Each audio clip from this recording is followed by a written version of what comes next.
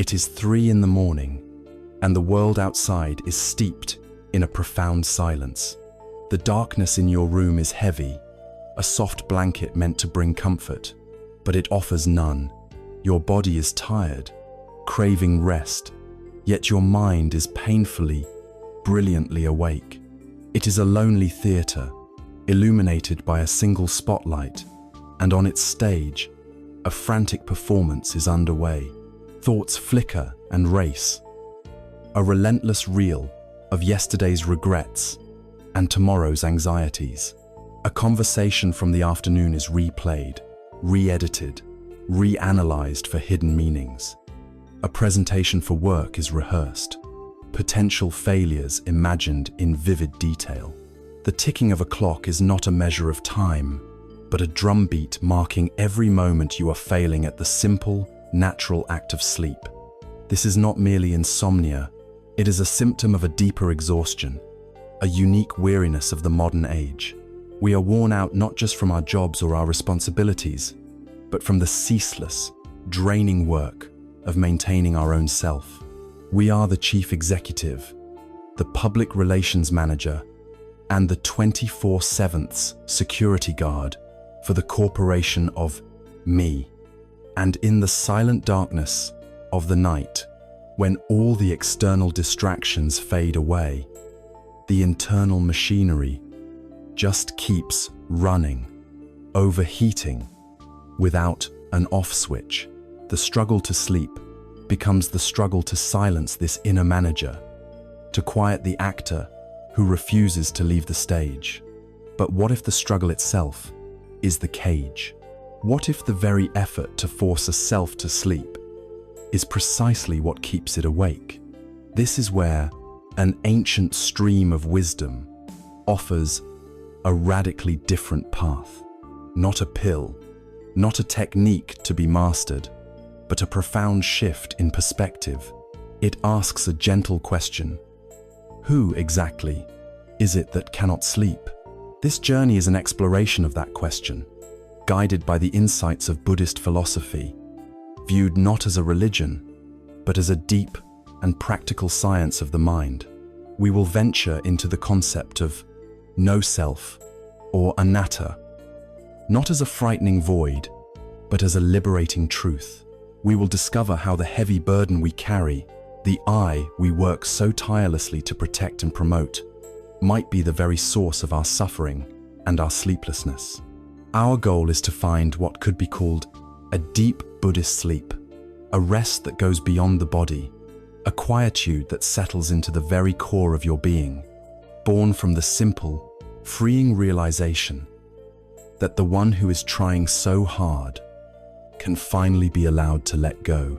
There is a specific quality to the exhaustion that haunts the modern world, a weariness that sleep itself seems unable to touch. It is not the simple, honest fatigue of a body that has worked hard, the pleasant ache in the muscles that welcomes the softness of a bed. That kind of tiredness is a friend, a natural rhythm of effort and release. No, this is a different state entirely.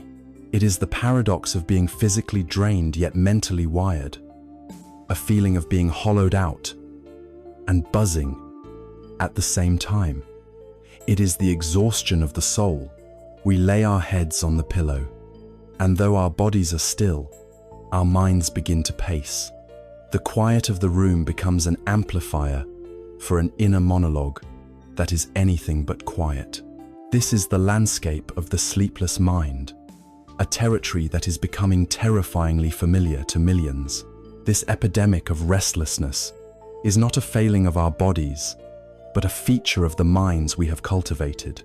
And to understand it, we must first dissect the anatomy of the unease. At the very center of this sleeplessness lives a figure we all know intimately, the inner project manager. This is the part of our consciousness that has taken on the full-time, unpaid, and impossible job of running the enterprise of me. Imagine this manager sitting at a desk in the headquarters of your brain. Its job description is endless. It is responsible for risk management, constantly scanning the horizon of your life for potential threats, from a missed deadline at work to a misspoken word at a dinner party. It is the head of strategic planning, endlessly charting future possibilities, optimizing pathways to success, and creating contingency plans for 1,000 imagined failures. It is the quality control department, replaying past events, scrutinizing your performance, and compiling detailed reports on every flaw and every mistake. This manager is also in charge of public relations, meticulously curating the image you present to the world, worrying about what others think, and desperately trying to maintain a brand of competence, kindness, and success. It never takes a holiday. It never clocks out. And when the day ends, when the external stimuli of work, family, and errands fade away, this manager does not go home to rest. Instead, the silence of the night is its peak working hour. With no new emails to answer or calls to make, it finally has the uninterrupted time to open up all the files it has been wanting to review. The file labeled "That Awkward Conversation" is opened, and the dialogue is reread, line by line.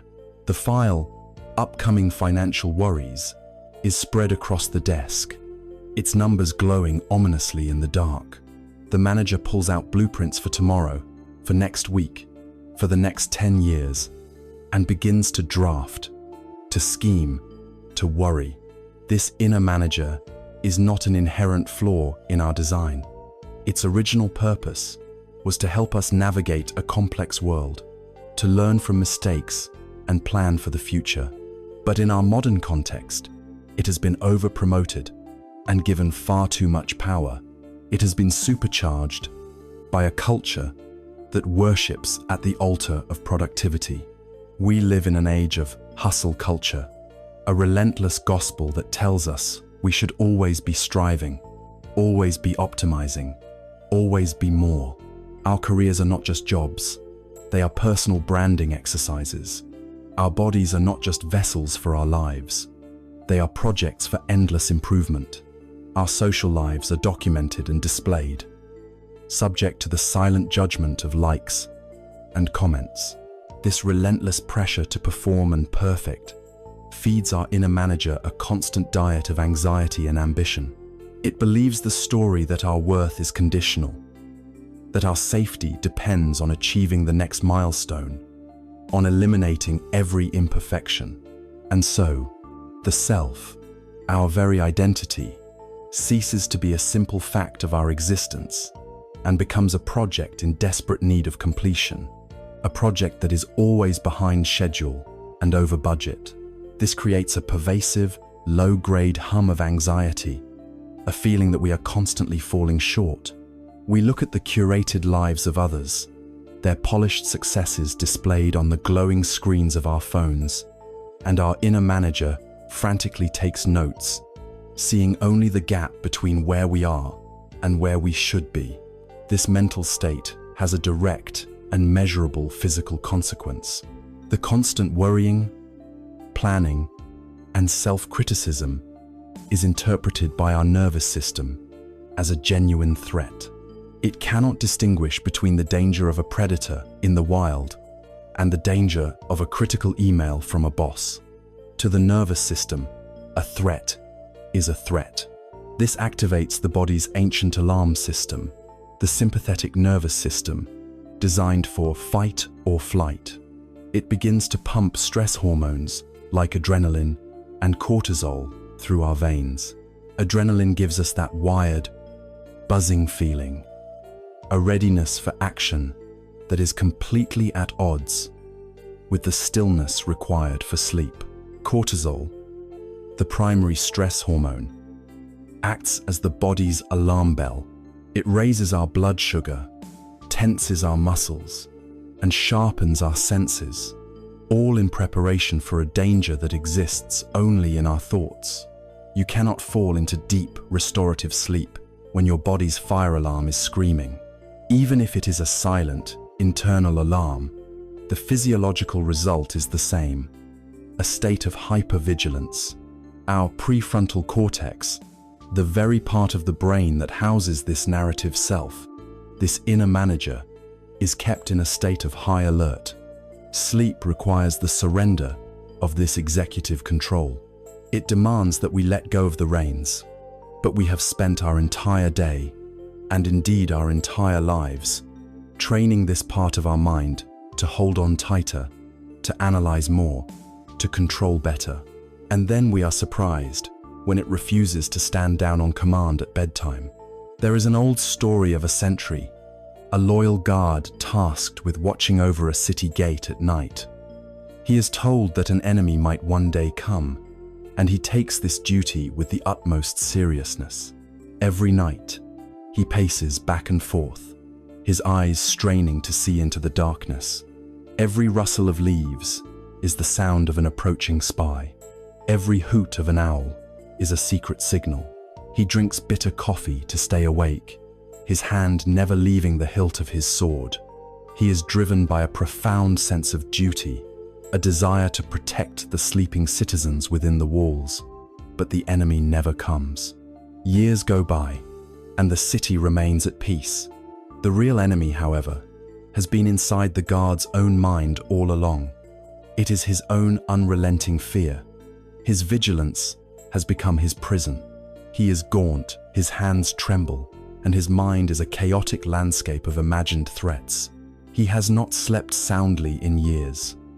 The very effort he is expending to protect the city is, in fact, destroying the city's most dedicated servant, himself. We are that sentry. Our mind is that guard. The city we are so desperately trying to protect is our fragile sense of self, our identity, our ego. The enemy is a vague and shifting collection of fears about failure, judgment, inadequacy, and loss. And so, we patrol the walls of our mind all night, reviewing the past for mistakes and scanning the future for threats. We believe this vigilance is necessary for our survival. We believe that if we let our guard down, even for a moment, something terrible will happen. We will be exposed as frauds. We will fail. We will be left behind. But the truth is that this constant state of high alert, this refusal to stand down, is the very source of our suffering. It is the engine of our anxiety. It is the thief of our peace. This mental habit, repeated night after night, becomes a deep and stubborn neural pathway. It is an epidemic of self-inflicted unrest, born from a mind that has been taught that its survival depends on a vigilance that ultimately promises only one thing: exhaustion. We have now seen the guard at his post. We have understood his frantic, counterproductive work. The next, most crucial question we must ask is this: what precisely is this precious self that the guard is protecting at such a terrible cost? What is this city? And are its walls even real? For it is only by understanding the nature of what we are protecting that we can finally give the weary sentry permission to rest. That sleepless sentry, the anxious guard pacing the battlements of your mind, is driven by one sacred, all-consuming duty: to protect the city, to protect the self. This is its entire purpose, the reason for its relentless vigilance. And so, to find our way to peace, to grant this guard its long overdue rest, we must turn our gaze away from the guard and toward the very thing it protects. We must have the courage to ask the most fundamental and perhaps most unsettling question there is: what is this self? Who, truly, are you? At first, the answer seems insultingly obvious. You have a name, a body, a history. You are a collection of memories, preferences, and beliefs. But let us look a little closer, with a gentle and honest curiosity. Are you your body? It seems so. You feel its aches, its pleasures, its steady rhythm of breath. Yet, the body is in a constant state of flux. The cells that compose your skin, your bones, your organs are continually dying and being replaced. The body you have today is not the same body you had 7 years ago, and it is not the same body you will have 7 years from now. It ages, it changes, it gets sick, and one day it will cease to function altogether. If you were to lose a limb in an accident, are you somehow less you? Of course not.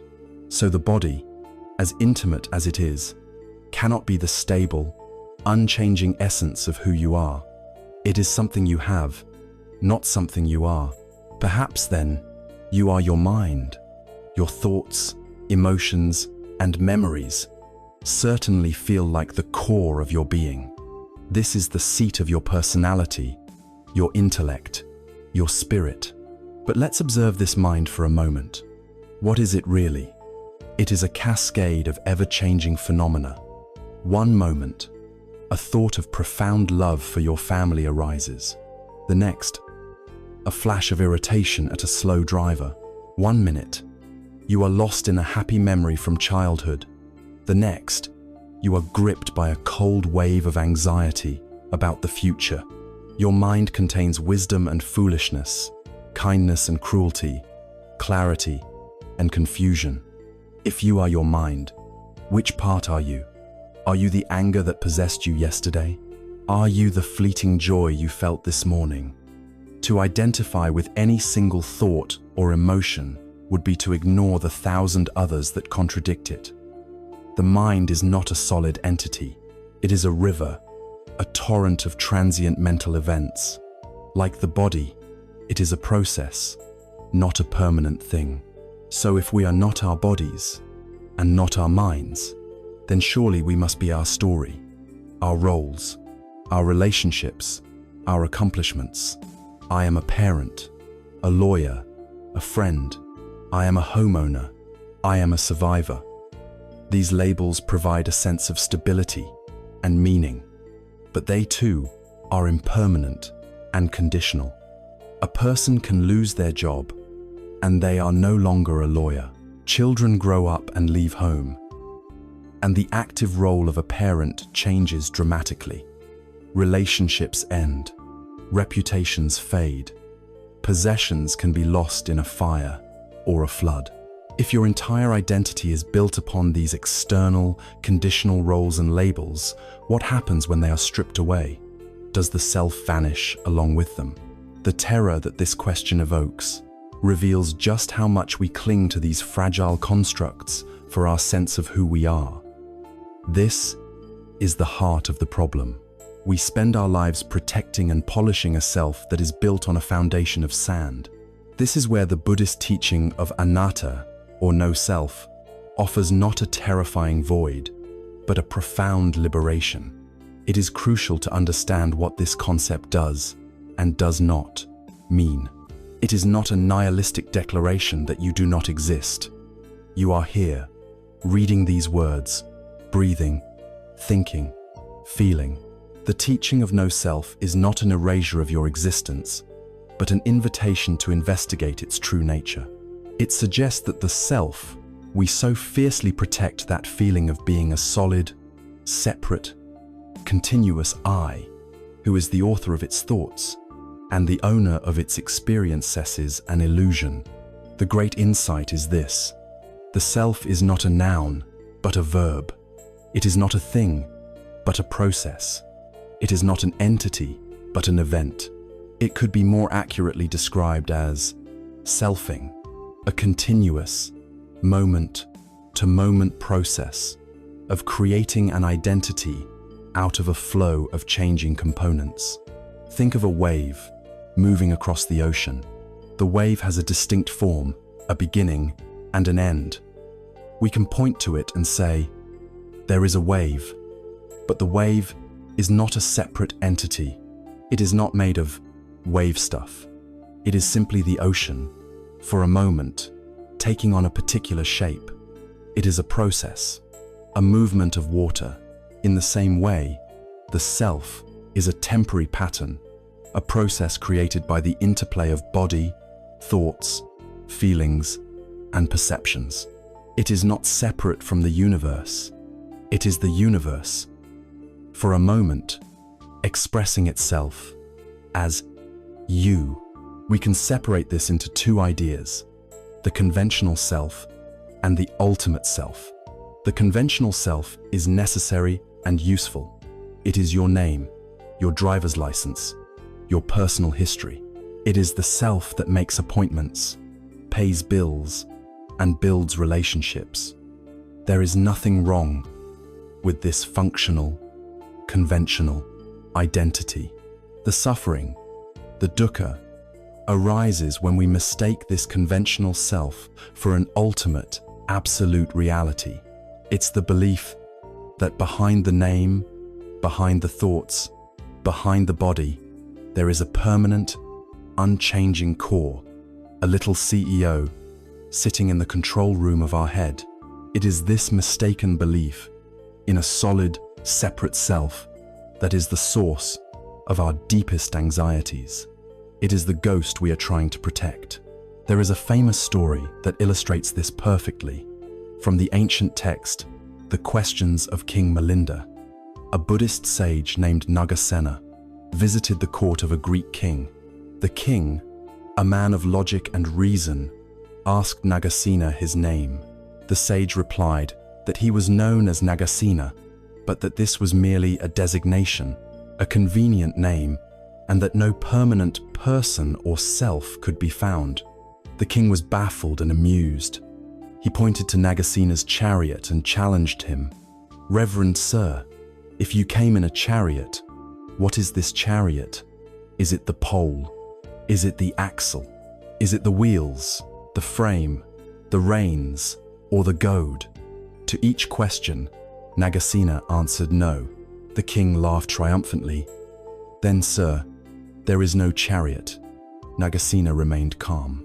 He then asked the king, "Your Majesty, is the chariot the combination of the pole, the axle, the wheels, the frame, the reins, and the goad?"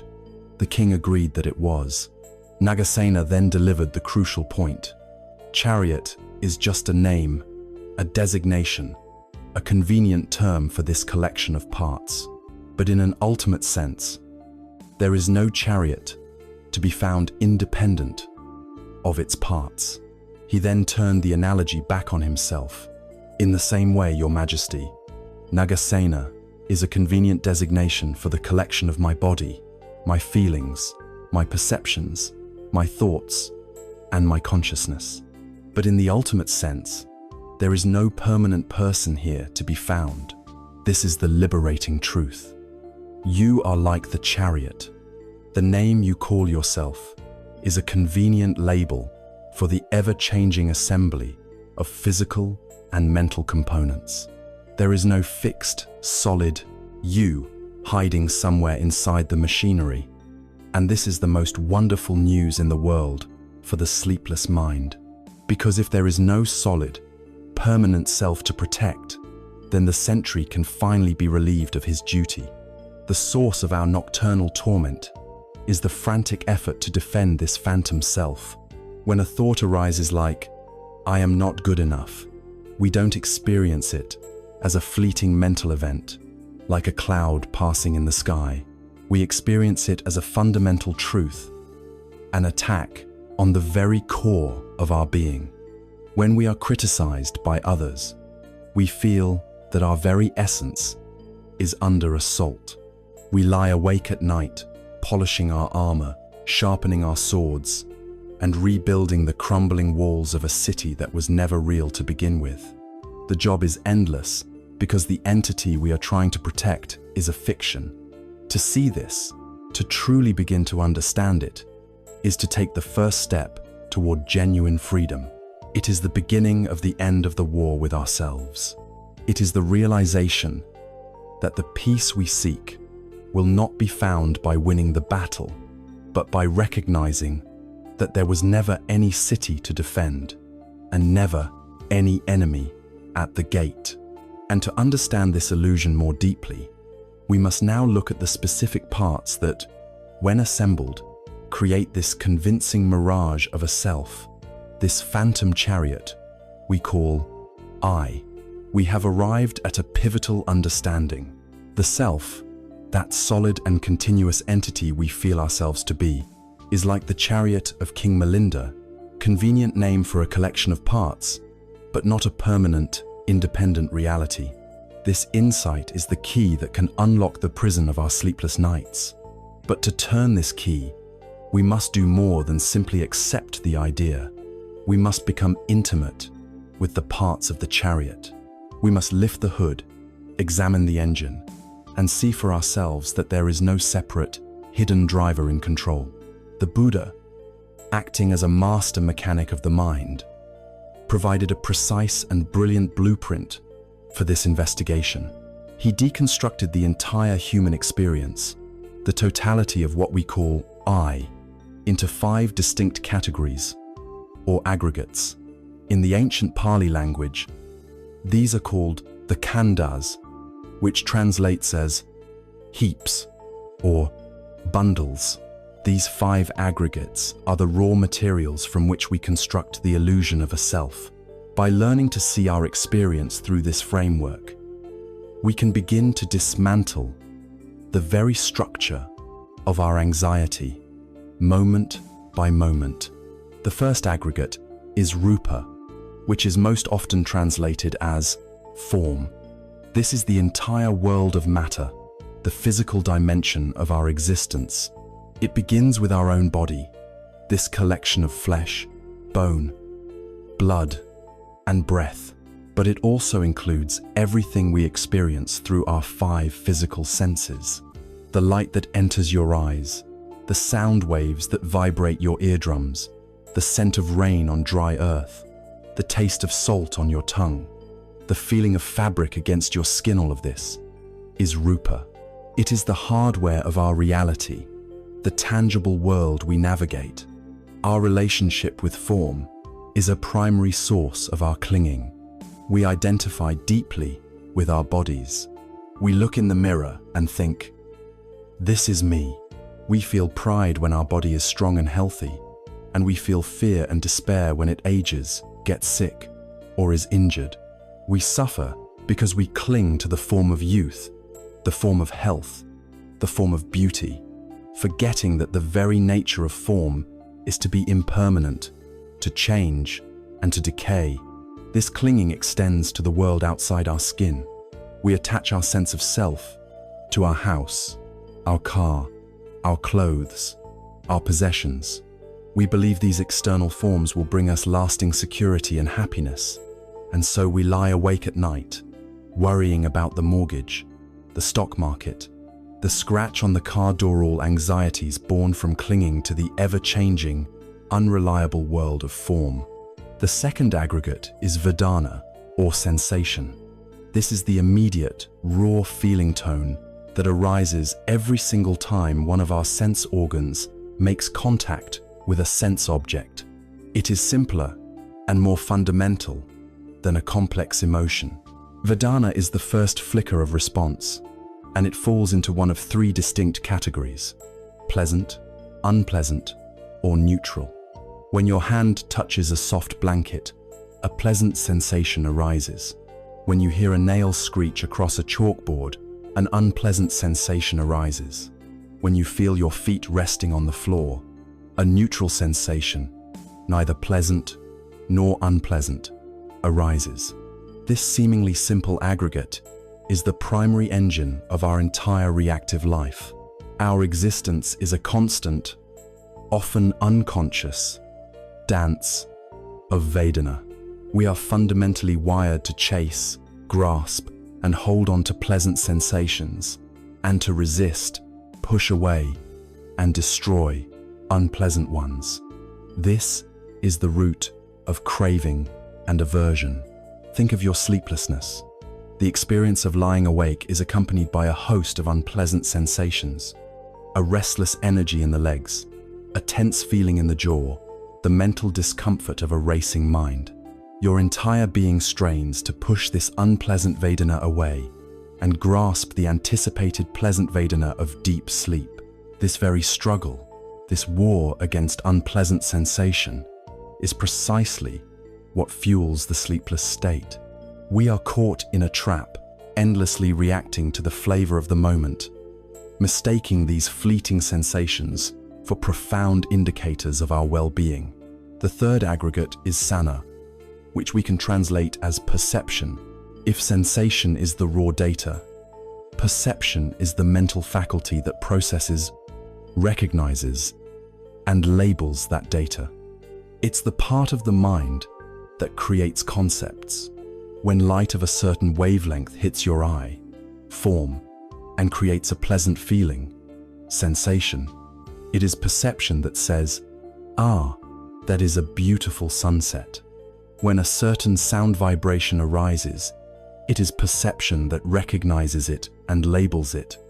"That is my child's voice."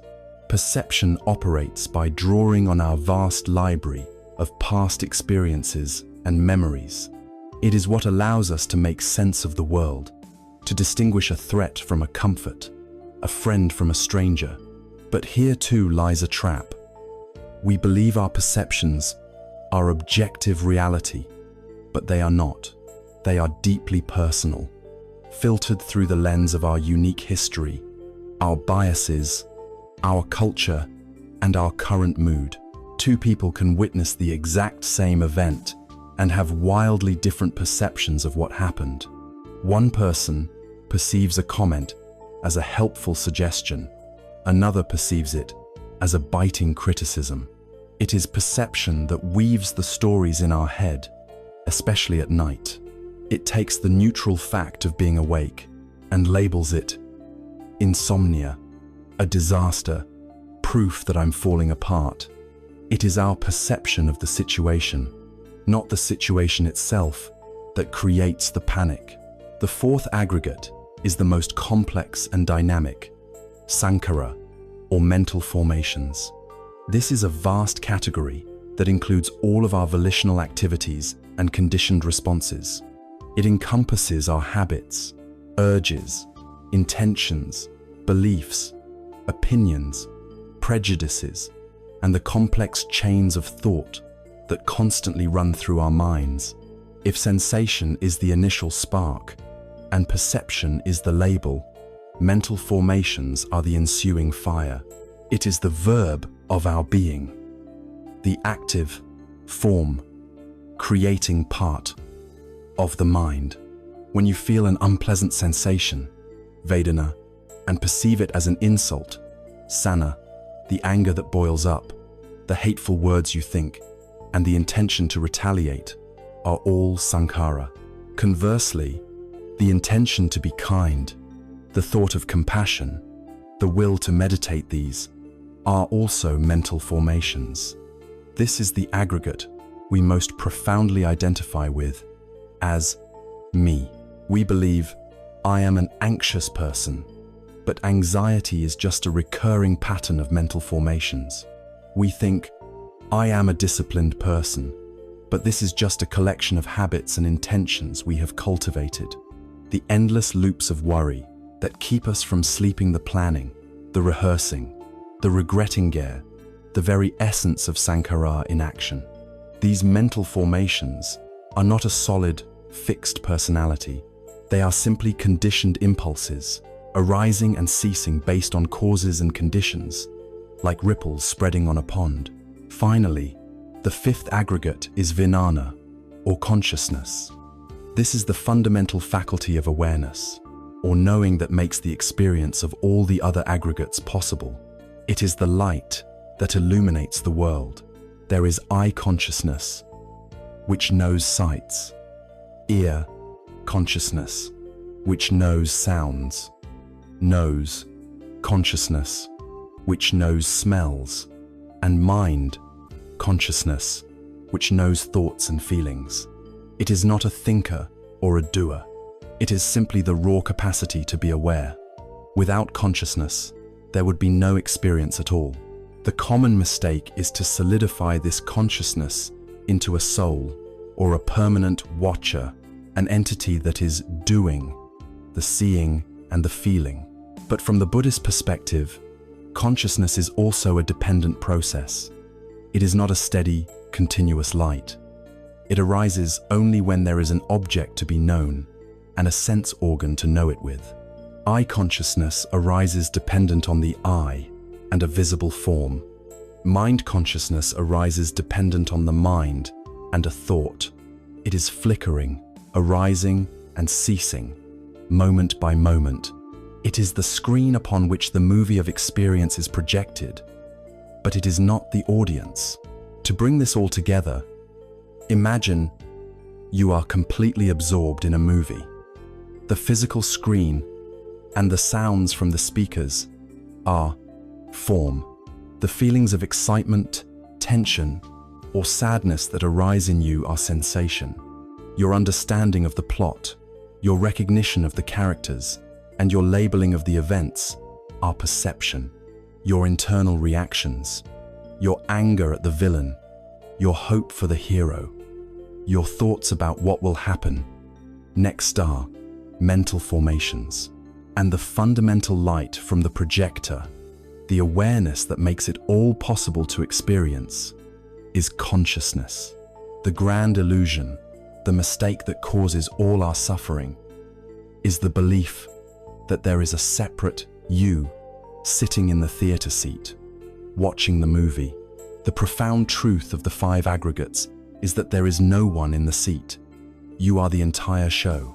You are the screen, the light, the story, and the reaction, all arising together in one ownerless, seamless flow.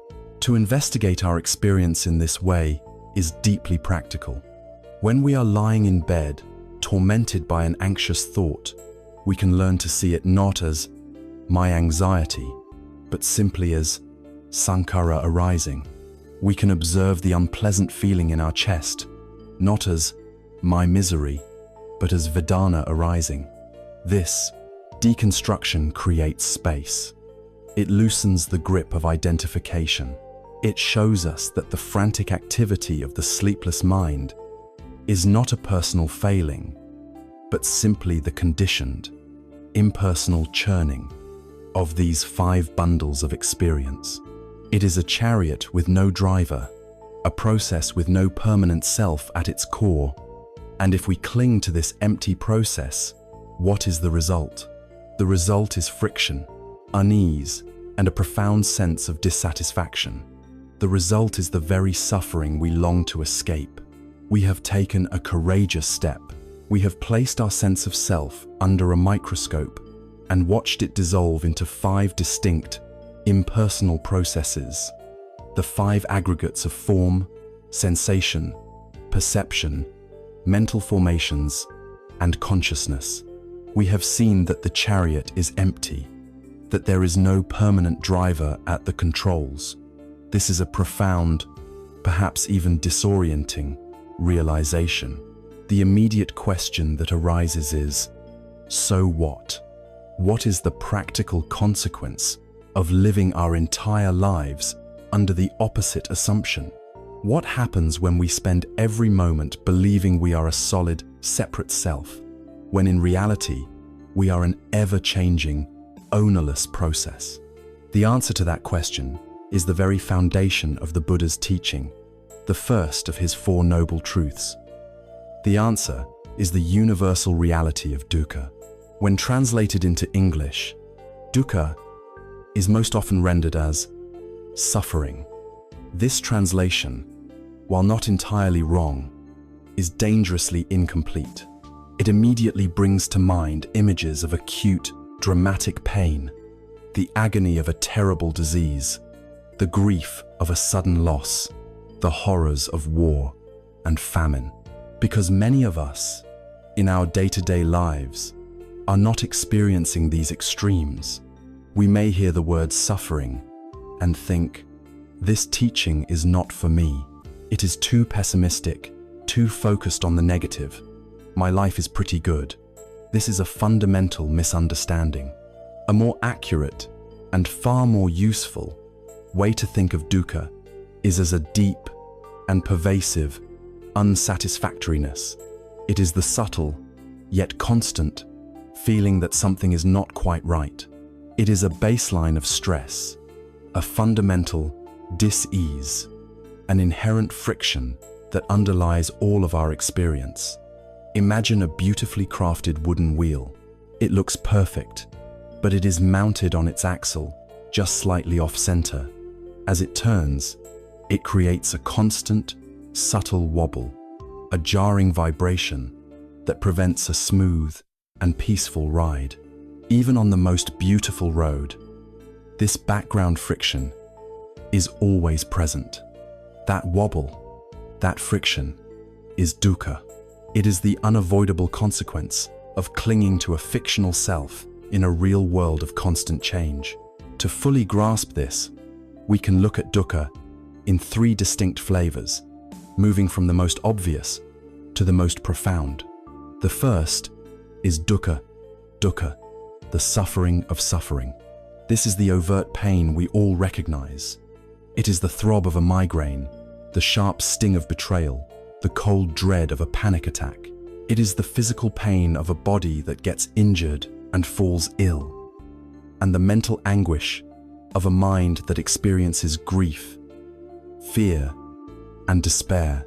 When you lie awake at night, the churning in your stomach, the tension in your shoulders, the sheer misery of being exhausted yet unable to rest, this is dukkha.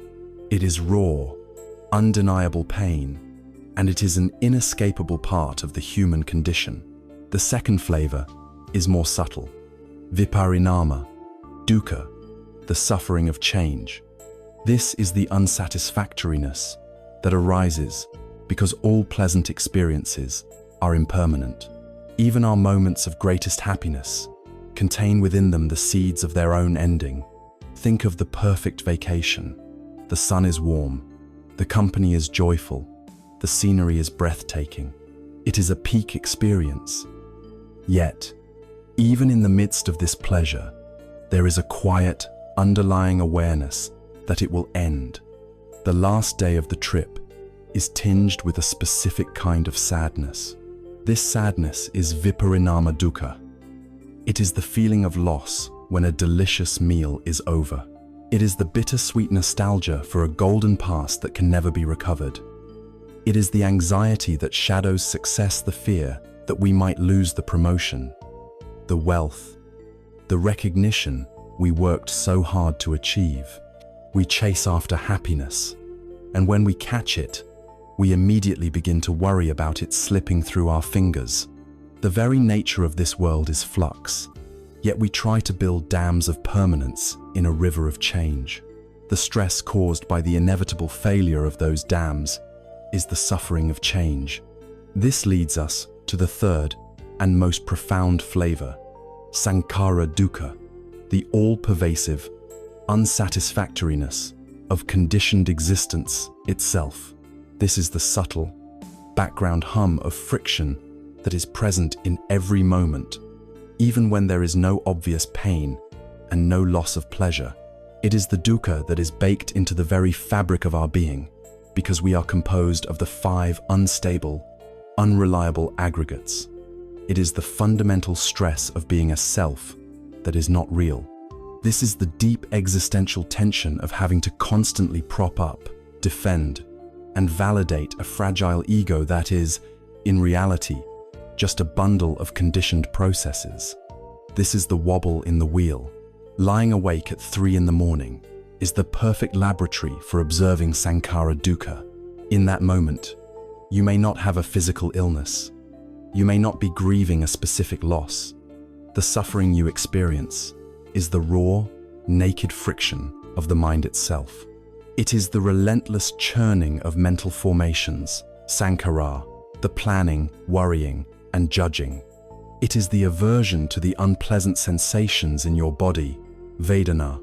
It is the story-making of perception, sana, that tells you this sleeplessness is a catastrophe. It is the grinding of these impersonal, conditioned gears against each other, all in service of a fictional self who believes it needs to get to sleep. This is the deep, cellular stress of being trapped inside the machine of a self you mistakenly believe you are. Imagine a person on a beautiful beach. Instead of enjoying the sun and the sea, they have become obsessed with a single, impossible project: to build a magnificent, permanent castle out of the dry sand at the water's edge. This endeavor is a perfect illustration of the three kinds of dukkha. As they work, the sun burns their back, sand gets in their eyes, and their muscles ache from bending over. This is dukkha, the obvious pain of the work. For a fleeting moment, they complete a perfect, intricate tower. A wave of joy and pride washes over them, but this joy is immediately poisoned by anxiety as they see the tide slowly creeping closer, knowing this moment of perfection is doomed. This is viparinama dukkha, the suffering inherent in clinging to a temporary pleasure. But most importantly, the entire project, from its very inception, is defined by a deep, underlying, and exhausting stress. The fundamental tension of trying to make something permanent and stable, a castle, out of something inherently impermanent and unstable, sand and water, creates a pervasive sense of struggle. This foundational stress, which exists regardless of the momentary pains or pleasures, is sankhara dukkha. The person's suffering is not being inflicted upon them by the ocean. The ocean is simply behaving as an ocean does. The suffering is entirely self-created, born from their deluded attachment to an impossible goal. We are that person. The self we try to build, protect, and make permanent is that castle of sand. Life, like the ocean, will continue its ceaseless ebb and flow, governed by the laws of impermanence. Our struggle against this reality, our clinging to the five aggregates as a solid self, is the source of all three forms of dukkha. To finally name this reality is not an act of pessimism. It is an act of profound courage and clarity. A good doctor cannot prescribe a cure until they have accurately diagnosed the illness. The Buddha, as the great physician of the mind, offered this teaching of dukkha not as a final verdict, but as the essential first step. He was saying, here is the disease. Here is the source of the friction. Now that we have seen it clearly, we can investigate its cause. This is the great hope embedded in this first truth. It transforms us from helpless victims of our suffering into curious investigators. It turns the sleepless night from a torture chamber into a laboratory, and it points us toward the next vital question. If our clinging to an illusory self is what creates this friction, what exactly is the nature of that clinging? What is the force that keeps our hands stubbornly digging in the sand? Answering this will lead us directly to the heart of the problem and ultimately to the path of its solution. Having diagnosed the fundamental illness of our condition as dukkha, pervasive friction and unsatisfactoriness of a life spent clinging to a phantom self, we can now proceed as any good physician would. We move from diagnosis to etiology, from identifying the symptom to uncovering its cause. It is one thing to acknowledge the wobble in the wheel, the constant, jarring vibration that disrupts our peace. It is another, more empowering thing to understand exactly what is causing it. The Buddha, in his second noble truth, offers a diagnosis of stunning clarity and simplicity. The origin of all our dukkha, he taught, is tanha. This ancient Pali word is often translated as craving, but a more evocative and accurate translation might be thirst. It is not a simple wanting or desire, but a deep, primal, and relentless thirst for something other than what is. It is the engine of our restlessness, the inner motor that drives us to constantly seek, grasp, and control. It is this unquenchable thirst that fuels our clinging to the five aggregates, and in doing so, generates the very friction we long to escape. Imagine being profoundly thirsty in a desert. You would be obsessed with finding water driven by a powerful, all-consuming need. Tanha is like that thirst, but it operates on a psychological level. It is the deep-seated belief that our happiness and safety depend on getting something we don't have, or getting rid of something we do. No matter how much we drink from the wells of experience, this underlying thirst is never permanently quenched.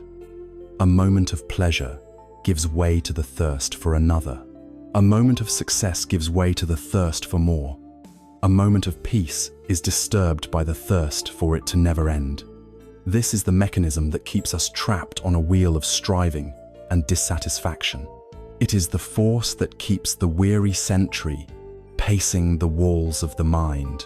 To understand how this thirst operates, we can examine its three distinct expressions, all of which are intensely at play during a sleepless night.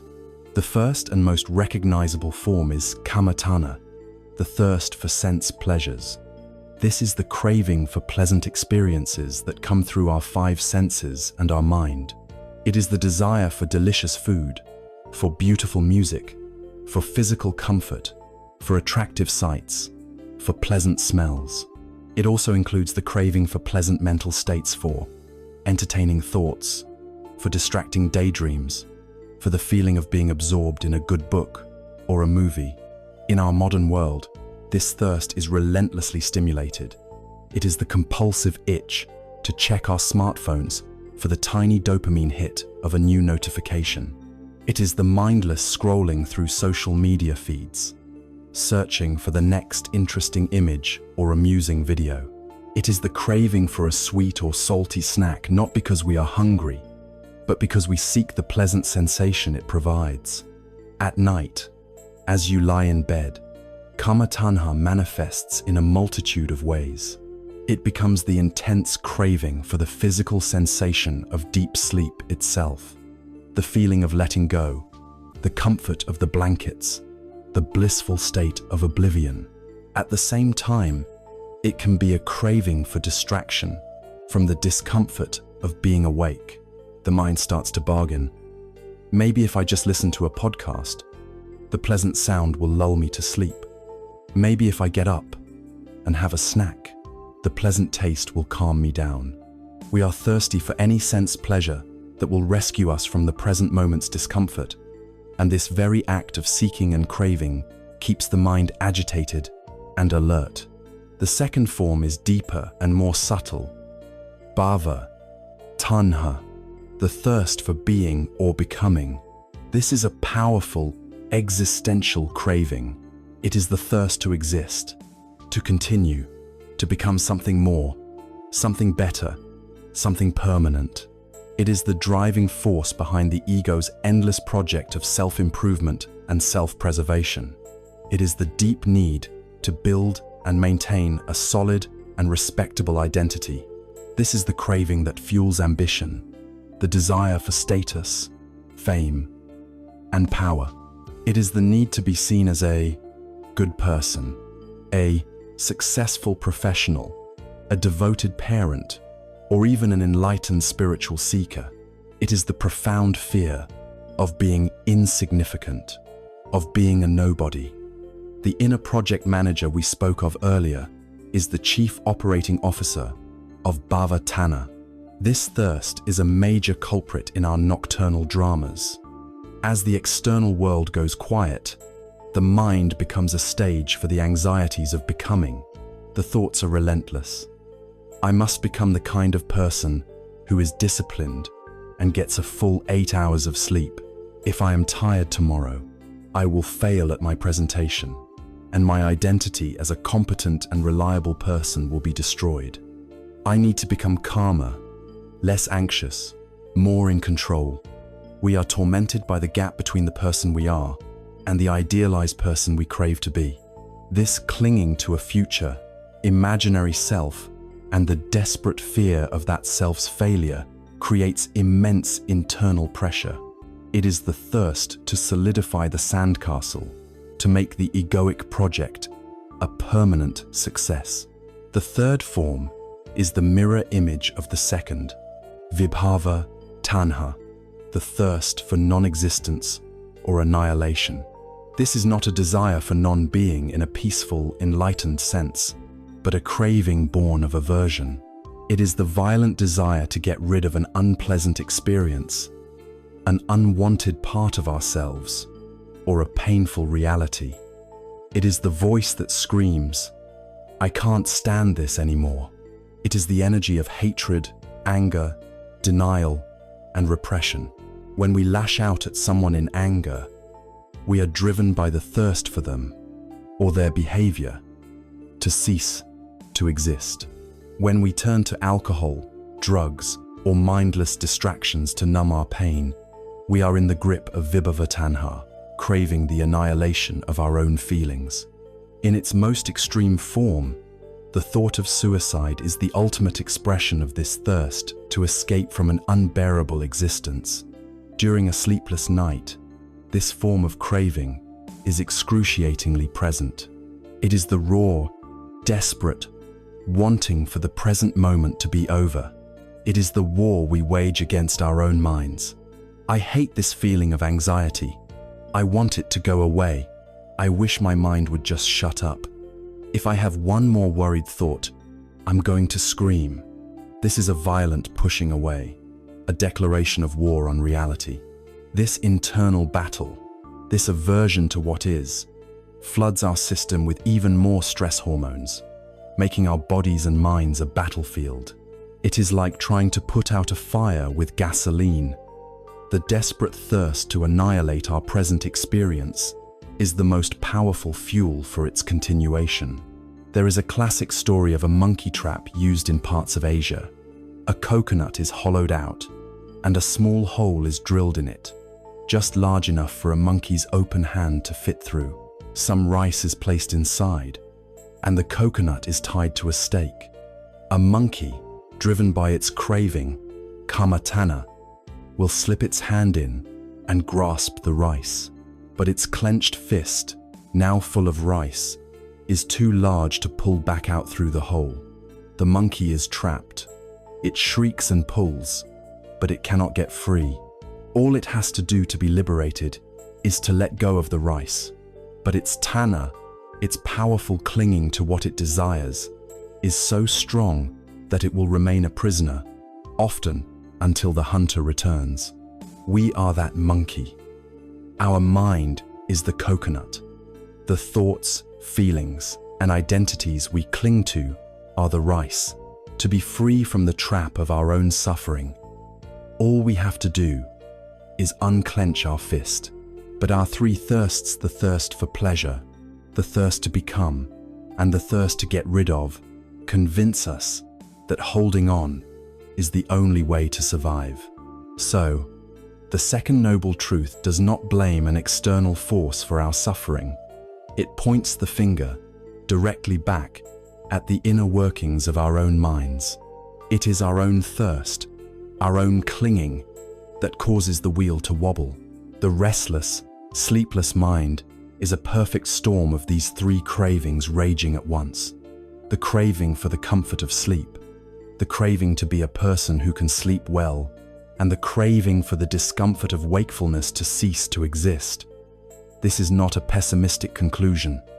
It is incredibly empowering. If the cause of our suffering is internal, then so is the solution. We are not a helpless cork tossed on an ocean of misery. We are the monkey with its hand in the trap, and we hold the key to our own freedom. The diagnosis is complete. We see the illness, dukkha, and we have identified its cause, tanha. The path forward is now clear. We must learn to see this thirst as it arises. We must become so familiar with its flavor and its strategies that we are no longer compelled by its force. We must, in essence, learn to watch the monkey, to observe our own clinging, without judgment and with great compassion. This requires a new skill, a new way of paying attention. It requires the power of mindfulness. We have journeyed into the heart of our restlessness. We have faced the diagnosis of dukkha, the pervasive friction of our existence. and we have identified its direct cause. Tanha, the relentless, threefold thirst for things to be other than they are. We stand now at a crucial turning point. We see the monkey with its fist caught in the trap, a prisoner of its own craving. The question is no longer, what is the problem, but what is the solution? How do we persuade the monkey to unclench its fist? How do we loosen the grip of this primal thirst? The answer proposed by the Buddha is both radical and profoundly gentle. The way out is not through fighting, suppressing, or distracting ourselves from the craving. The way out is through seeing it with a new kind of attention. This is the power of sati, or mindfulness. This is the foundation of the entire path to peace. The word mindfulness has become a modern buzzword, often diluted to mean simple relaxation or a vague sense of calm. But in its original, potent context, it is something far more active and scientific. It is not about emptying the mind or stopping our thoughts, both impossible tasks that only lead to more frustration. True mindfulness is the capacity to pay attention on purpose in the present moment without judgment. At its core is a quality known as bare attention. This is the revolutionary tool we have been searching for. Bare attention is the simple, direct, and courageous act of observing the contents of our experience exactly as they are, without adding our own stories, opinions, or reactions. It is the practice of seeing what is here, just as it is. Imagine a biologist looking through a microscope. They observe the dance of microorganisms on the slide with a clear, impartial curiosity. They do not get angry at the amoeba for moving in a certain way. They do not judge the bacteria or wish for them to be different. They simply watch, note, and learn from what they see. Their lack of judgment allows for a clear and accurate understanding of the reality in front of them. Bare attention is the practice of becoming this kind of scientist for our own inner world. It is the willingness to look at our thoughts, feelings, and bodily sensations with the same unbiased, gentle curiosity. It is observing without interfering. To understand the power of this, we must first recognize the chasm between our normal state of mind and a mindful one. Our default state is to be completely lost in our experience. When a wave of anxiety arises, we do not see it as a wave. We become the anxiety, the thoughts, what if I fail? And the physical sensations, a tight chest, a racing heart, are not seen as separate events, but as a total reality that defines us in that moment. We are inside the storm, being tossed about by its winds, looking out at the world through a lens of fear. In this state of fusion, tanha has absolute power. The craving to escape the feeling is immediate and overwhelming, and we are swept away by it. Mindfulness introduces a profound shift. It allows us to move from being in the storm to observing the storm. When the same wave of anxiety arises, the practice of bare attention allows us to take a step back and recognize it as an event occurring in our field of awareness. We can note, this is anxiety. We can feel the tightness in the chest and observe, this is the sensation of tightness. We can hear the worried thoughts and recognize, these are worried thoughts. The experience is no longer a monolithic me. It has been deconstructed into its component parts, sensations, and thoughts. In this simple act of recognition, a space is created. A gap appears between the stimulus, the feeling, or thought, and our automatic reaction to it. This space, this tiny moment of non-reactive awareness, is the birthplace of freedom and the end of the tyranny of our conditioning. This is how bare attention works directly on tanha. Craving thrives in the darkness of unconsciousness. and is fueled by our immediate reactions.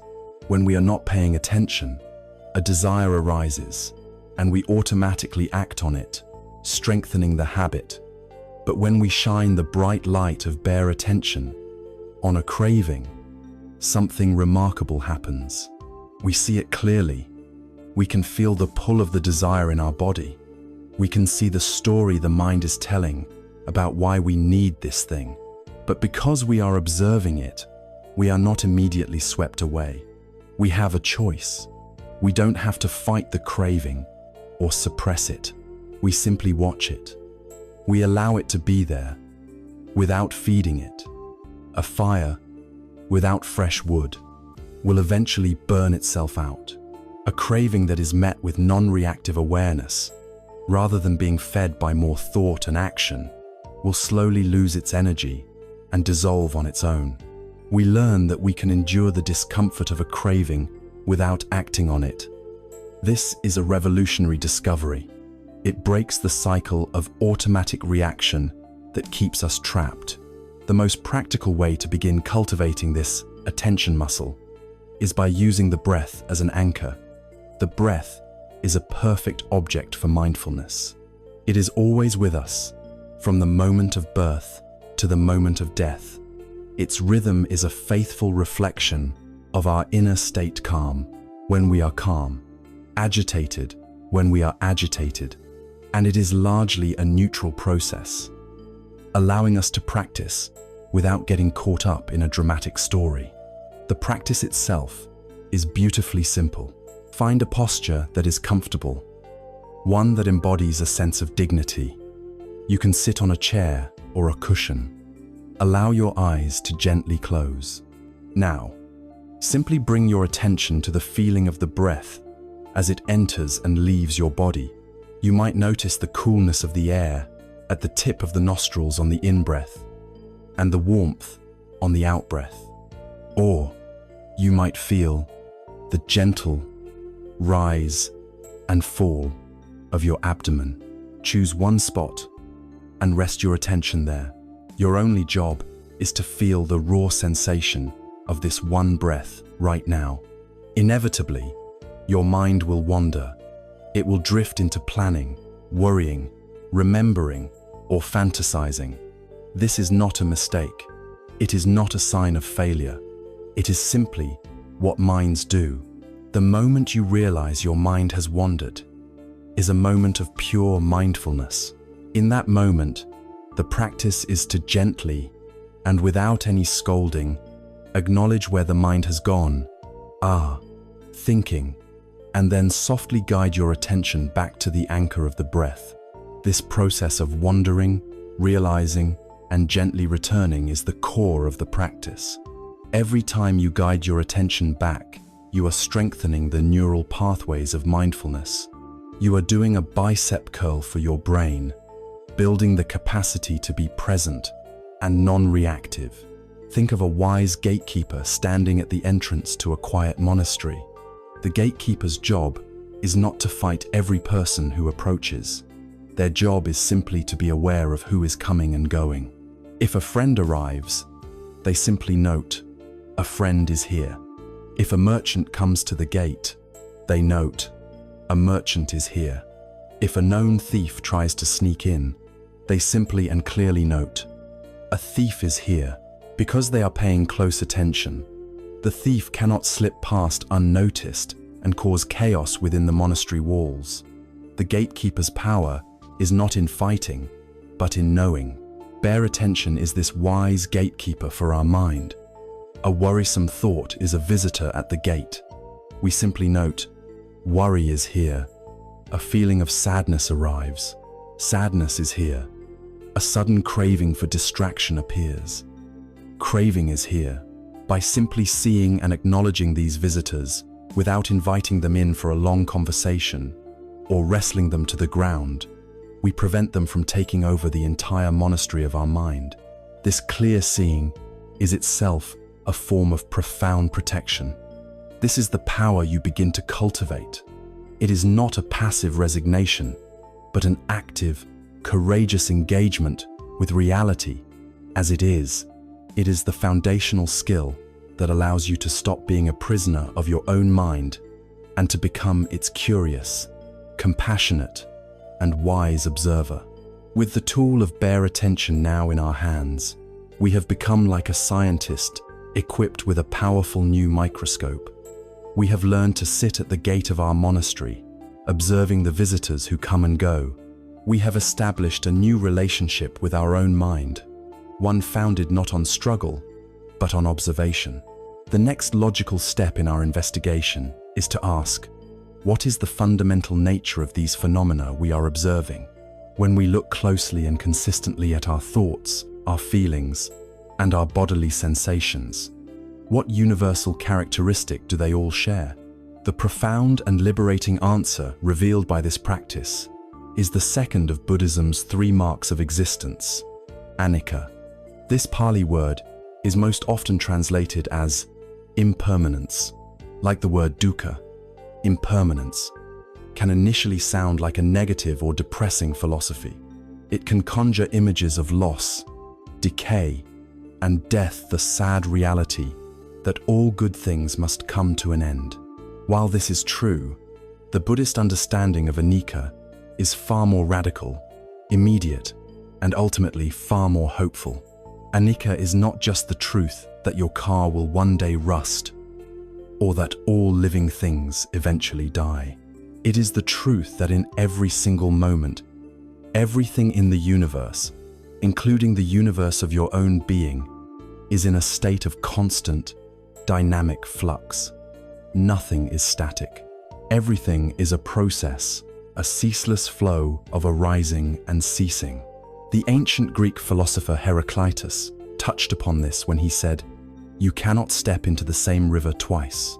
The water you touch one moment is gone the next, replaced by new water. The river is not a fixed thing, but a continuous event of flowing." Anicca is the recognition that you, your thoughts, and your feelings are exactly like that river. We can experience this truth directly through the mindfulness practice we have already begun. Let us return to the anchor of the breath.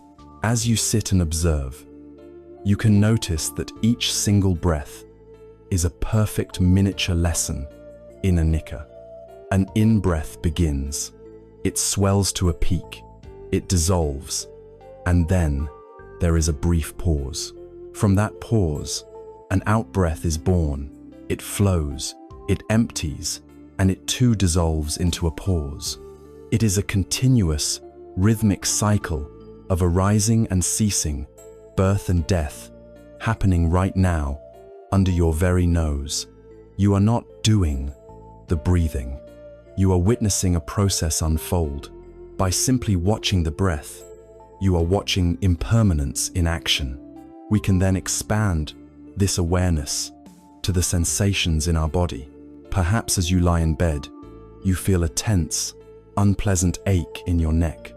Our usual reaction, driven by tanha, is to either fight it, "I hate this feeling, it must go away," or to solidify it with a story, "I have a bad neck, it's always like this." But with bare attention, informed by an understanding of Anicca, we can investigate it differently. We can bring a gentle curiosity to the sensation itself. If we watch it closely, without judgment, we will discover that it is not a solid, unchanging block of pain. It is a fluctuating, shimmering field of energy. It may throb, tingle, feel hot or cold, intensify, or momentarily ease. It is a process, not a permanent entity. The same is true for pleasant sensations. A feeling of warmth and comfort is also a fleeting event. It arises, it stays for a while, and it will inevitably be replaced by something else. Now we bring this insight to the arena where we suffer most, especially at night, the realm of our thoughts and emotions. A wave of anxiety can feel completely overwhelming. When the thought, "I am a failure," storms into the mind, it feels solid, absolute, and eternal. We fuse with it and believe it to be a fundamental truth about who we are. But if we can remember to be the observer, the scientist at the microscope, we can watch this thought. We can see it arise in our consciousness, perhaps triggered by a memory. We can feel its emotional charge and its physical echo in our body. We can watch it rage and command our full attention. And then, if we just keep watching, we will see it lose its energy. It will flicker, fade, and eventually dissolve. Just like a single out-breath, it will be replaced by another thought, perhaps about what to eat for breakfast, or a neutral memory, or another wave of anxiety. The content doesn't matter as much as the process. By watching this relentless parade, we see for ourselves that thoughts are just ownerless, transient events. They are clouds passing through the vast sky of our awareness. They are not us, and they are not permanent. This direct, experiential seeing of Anicca is profoundly liberating.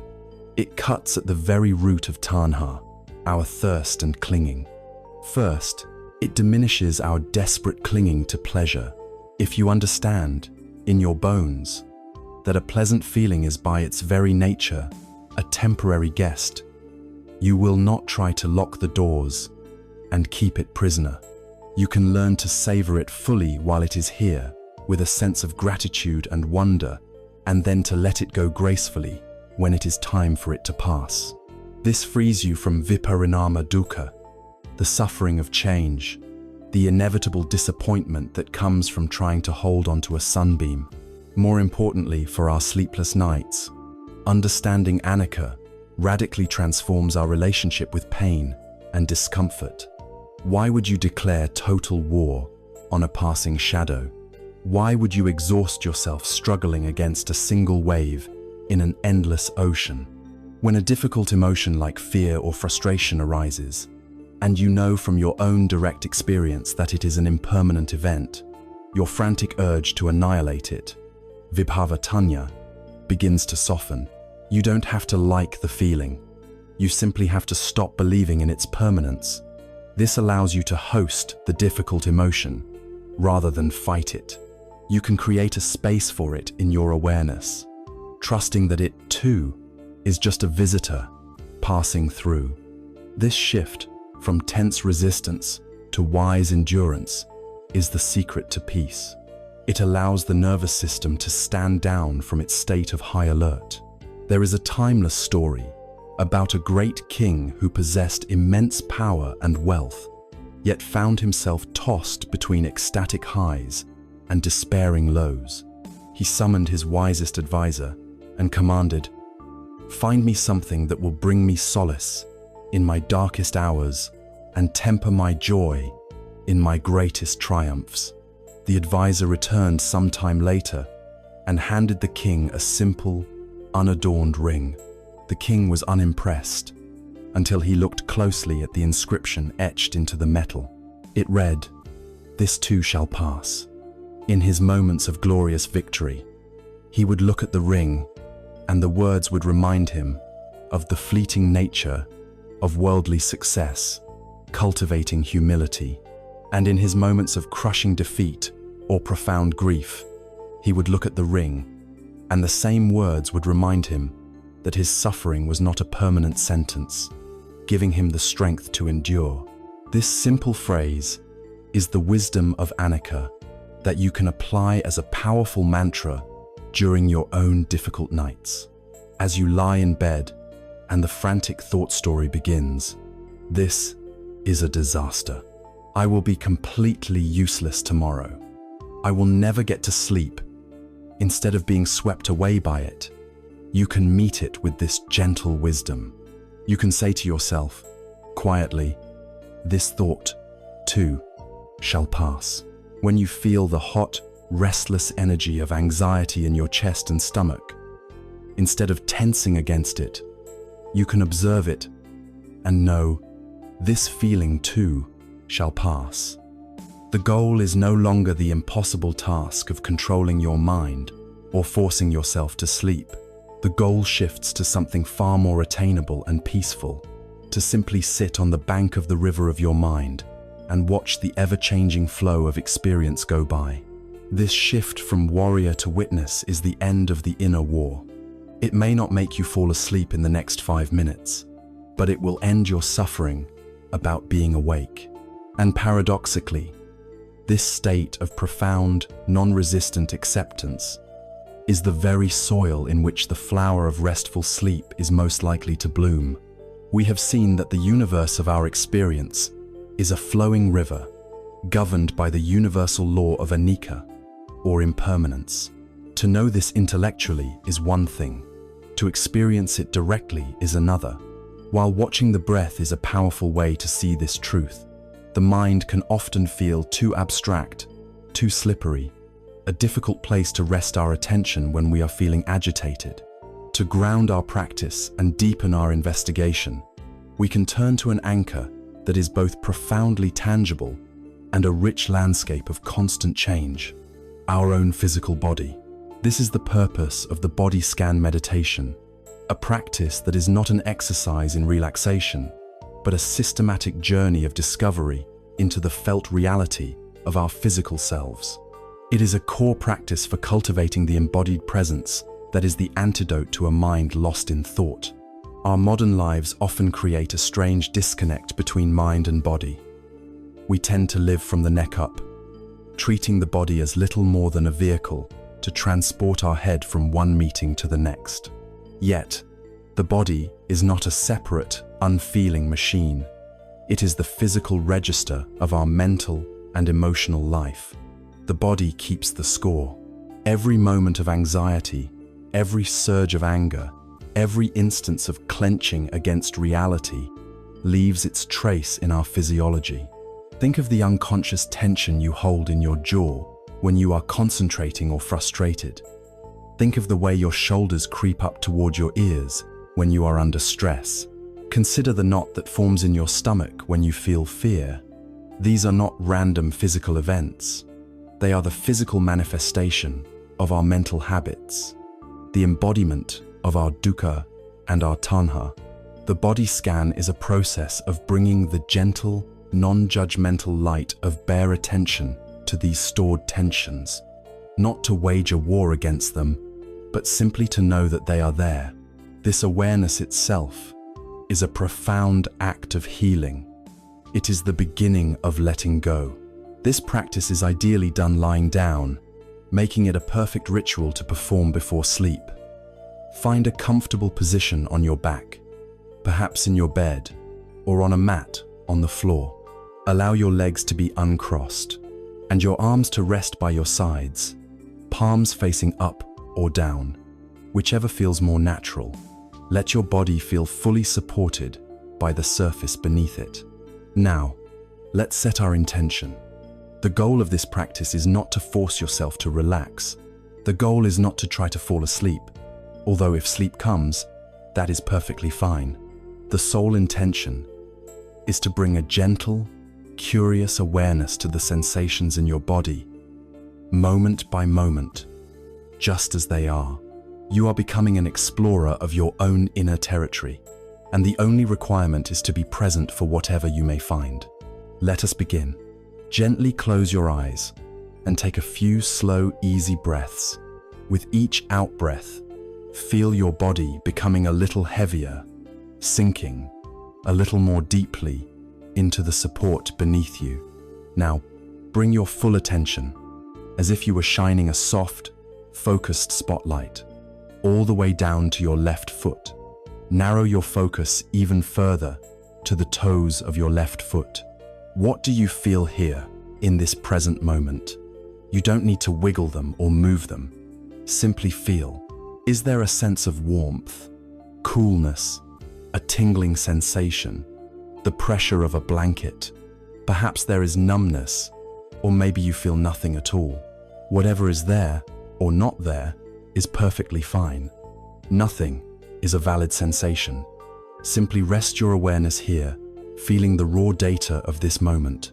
Now, on your next in-breath, imagine the breath flowing all the way down your body into your left toes. And on the out-breath, imagine the breath flowing out from your toes, letting go of the focus, releasing. Now, Allow your awareness to expand, to include the sole of your left foot, the heel touching the bed, the top of the foot. Again, just investigate with gentle curiosity. What is here to be felt?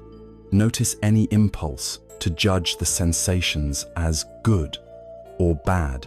Just let them be as they are. Breathe into the whole of your left foot, and as you breathe out, let it go, allowing it to dissolve from your field of attention. Slowly, continue this journey up your left leg. Bring your awareness to the ankle, the lower leg, the shin, and the calf muscle. Then move your attention to the knee front, the back, and deep inside the joint. Then allow the spotlight of awareness to illuminate your entire left thigh, from the knee up to the hip. Feel the weight of this large, strong leg resting on the bed. Take a deep breath into the entire left leg, and on the out breath, release it completely. Now, shift your attention all the way over to the toes of your right foot and begin the same patient, gentle journey. Move from the toes to the foot, to the ankle, the lower leg, the knee, and the thigh, all the way up to the right hip. Take your time. There is no need to rush. You are on body time now, not clock time. When you have explored the entire right leg, breathe into it, and then let it go. Next, bring your awareness into the region of your pelvis. Feel the hips, the buttocks, the groin. Then gently move your awareness up into your lower back, a common storehouse of tension. Be especially gentle here. Just feel what is present, without needing to fix or change anything. From the lower back, let your awareness expand into your abdomen. Feel the soft, gentle rise and fall of the belly with each breath. This is a vulnerable area. Meet whatever sensations you find with kindness. Continue upward, bringing your awareness to your chest, feeling the more subtle movement of the breath here, perhaps even feeling the rhythm of your own heartbeat. Then expand your awareness to include your upper back and your shoulder blades, resting against the surface beneath you. Breathe into the whole of your torso, this entire container of your vital organs. And as you breathe out, let it soften and release. Now, let your awareness flow down both of your arms simultaneously. Feel the upper arms, the elbows, the forearms, the wrists, and all the way into your hands. The hands are so rich with sensation. Feel the palms, the backs of the hands, and each finger and thumb, one by one.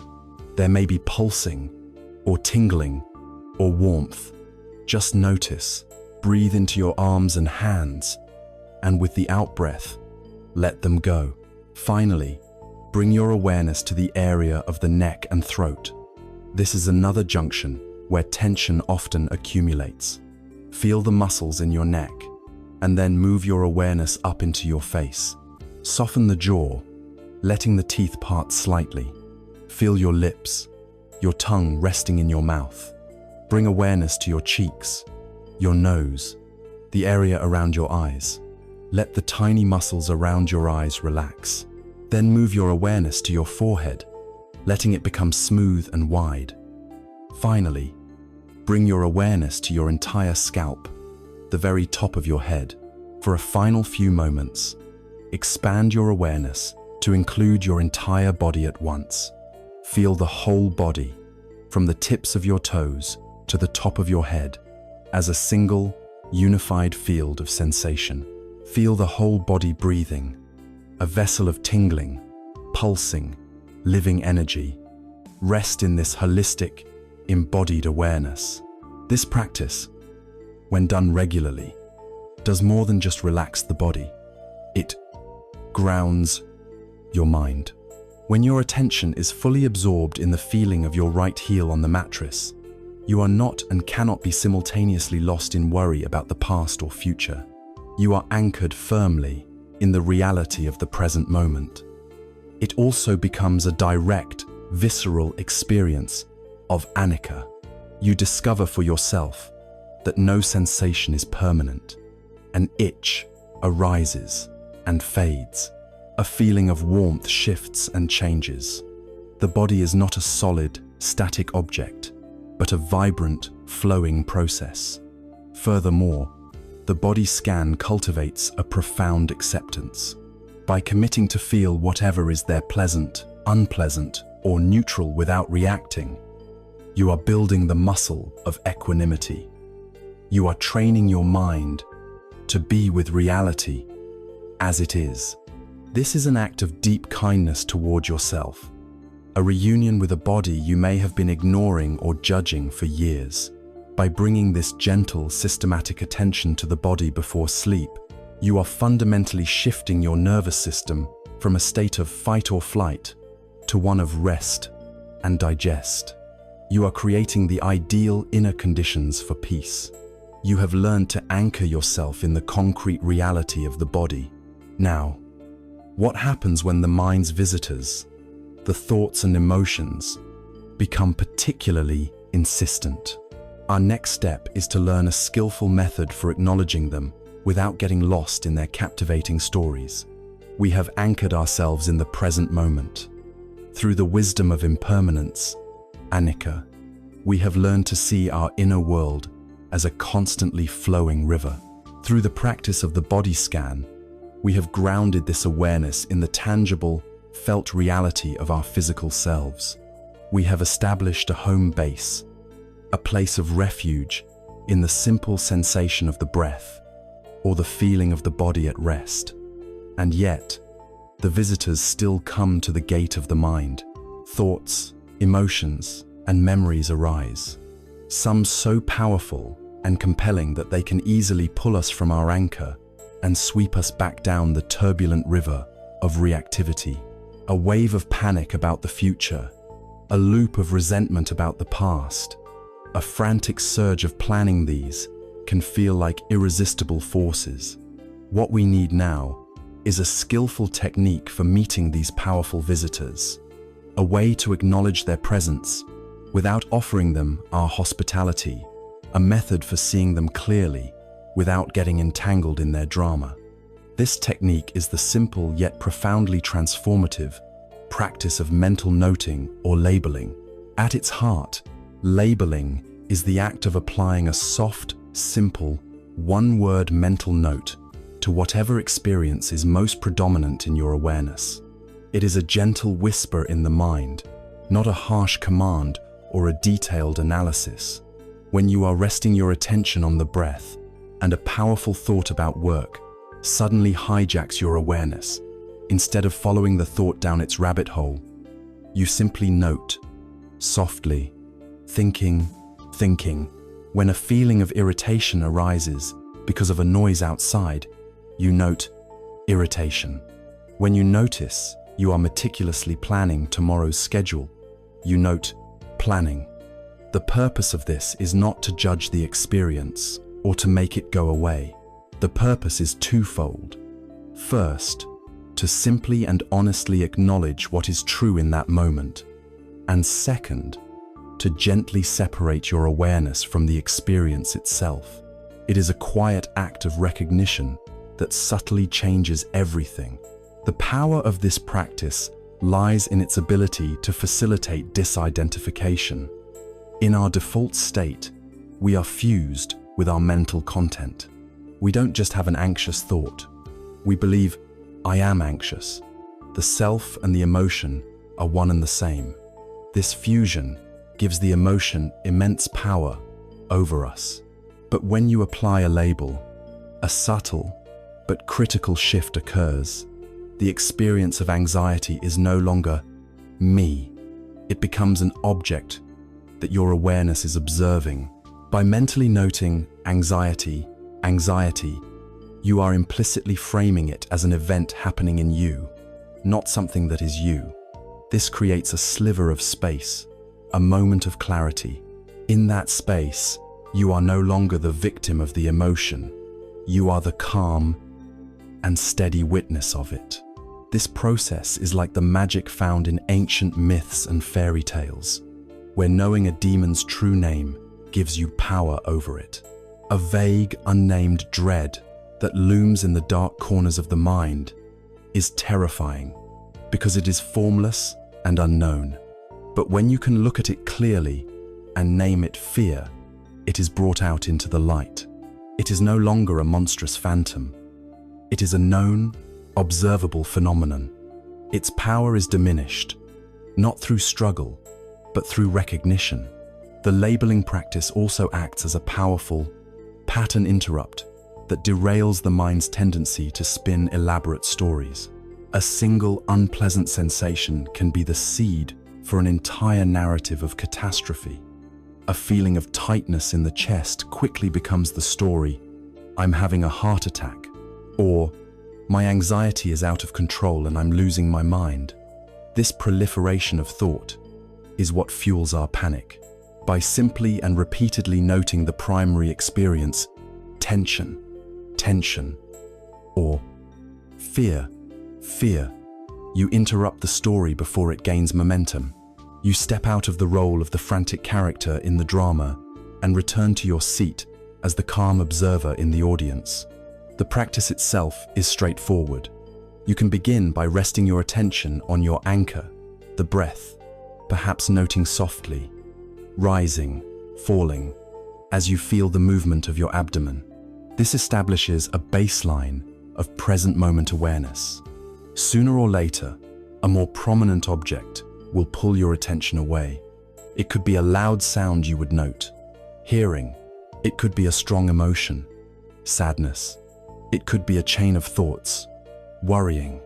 After you have made a mental note once or twice, acknowledging the visitor at the gate, you then gently and kindly guide your attention back to your home base, the breath.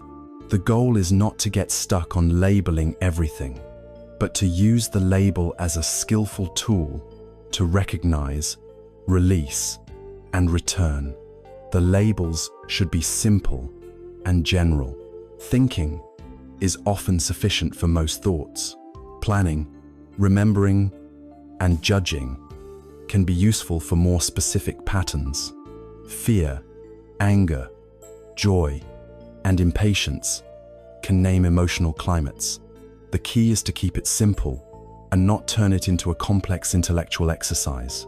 Imagine a scientist sitting in a vibrant jungle with a large, soft butterfly net. Her goal is not to capture and mount every butterfly, but to understand the rich ecosystem of this jungle, which is her own mind. As she sits quietly, a stunning blue morpho butterfly, representing a moment of pure joy, flits into her net.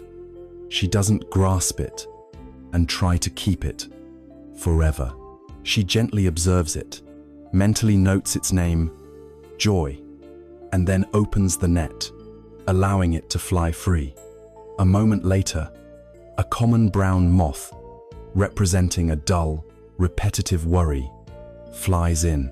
She treats it with the same even-handed attention. She notes, worrying, and just as gently lets it go. She knows that both the beautiful butterfly and the drab moth are natural parts of the jungle's ecosystem.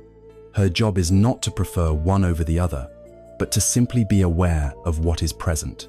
This is the attitude of noting practice. We are not trying to collect good thoughts and kill bad ones. We are cultivating a radical, democratic acceptance of all the creatures that inhabit our minds, knowing them by name, and thereby preventing any one of them from becoming our master. Nowhere is this practice more valuable than in the lonely, silent hours of a sleepless night. This is when the mind's demons can seem most powerful. A vicious cycle begins. A thought arises, "I'm still awake," which triggers a feeling, panic, which creates bodily sensations, tension, which leads to another thought. This is a disaster. Labeling is a first aid kit for this specific kind of torment. When the thought, "I'm still awake," appears, you can meet it with a soft, mental note, thinking. As the feeling of panic begins to rise in your chest, you can acknowledge it. Fear, fear. As you notice your shoulders tensing and your jaw clenching, you can note tension. When the next thought comes, I have to do something to fix this. You can see it for what it is, planning or striving. Each label is an act of gentle defiance against the tyranny of the story. It transforms the chaotic, terrifying inner drama into a series of observable, impersonal events. It creates moments of sanity in the midst of the madness. It is the training that allows the wise gatekeeper to not just see the visitors, but to know them by their true names, ensuring they cannot burn down the monastery. By seeing our inner demons for the transient, impersonal patterns they are, we rob them of their power to define us. We have now learned to observe, deconstruct, and disidentify from the unwholesome. But the path to freedom is not just about dismantling the negative. It is also about the active, joyful cultivation of the positive. And so, our journey now turns from the diagnosis of suffering to the incredible good news of its potential end. Our journey so far has been one of courageous investigation. Like a skilled physician examining a patient, we have looked directly at the symptom that plagues our modern lives, the deep unease and friction of a restless, sleepless mind, which we have come to know as dukkha. We have not turned away. We have probed deeper, uncovering the root cause of this illness, the insatiable, threefold thirst of tanha, the craving that keeps us forever grasping for what we don't have and pushing away what we do. And we have begun to assemble our diagnostic toolkit, the practices of mindfulness, the wisdom of impermanence, the grounding of the body scan, and the skill of mental labeling. These tools have allowed us to see the inner workings of our own condition with unprecedented clarity. But this knowledge, by itself, could lead to a subtle form of despair. To know you are sick, and to know it is your own habits that make you so, can be a heavy burden. This is why the next step in our journey is the most crucial. It is the moment the physician, having completed the diagnosis, turns to the patient and delivers the prognosis. It is the Buddha's third noble truth, the truth of Nirodha, and it is the best news you could ever hope to hear. Nirodha is a Pali word that means cessation, extinction, or ending. The third noble truth states, with profound and simple logic, that there is an end to dukkha. There is a cessation of suffering, because suffering is caused by craving. When craving is completely abandoned and extinguished, suffering ceases. When the cause is removed, the effect disappears. The fire, without fuel, goes out. This is the promise that illuminates the entire path. It is the lighthouse that guides the ship through the stormy seas of the first two truths. Without this promise, the path could seem overwhelmingly bleak. But with it, the journey is transformed from a hopeless struggle into a purposeful path toward a tangible, attainable freedom. It is the truth that says, you are not sentenced to a lifetime of wrestling with your own mind. The prison door is not locked. There is a way out.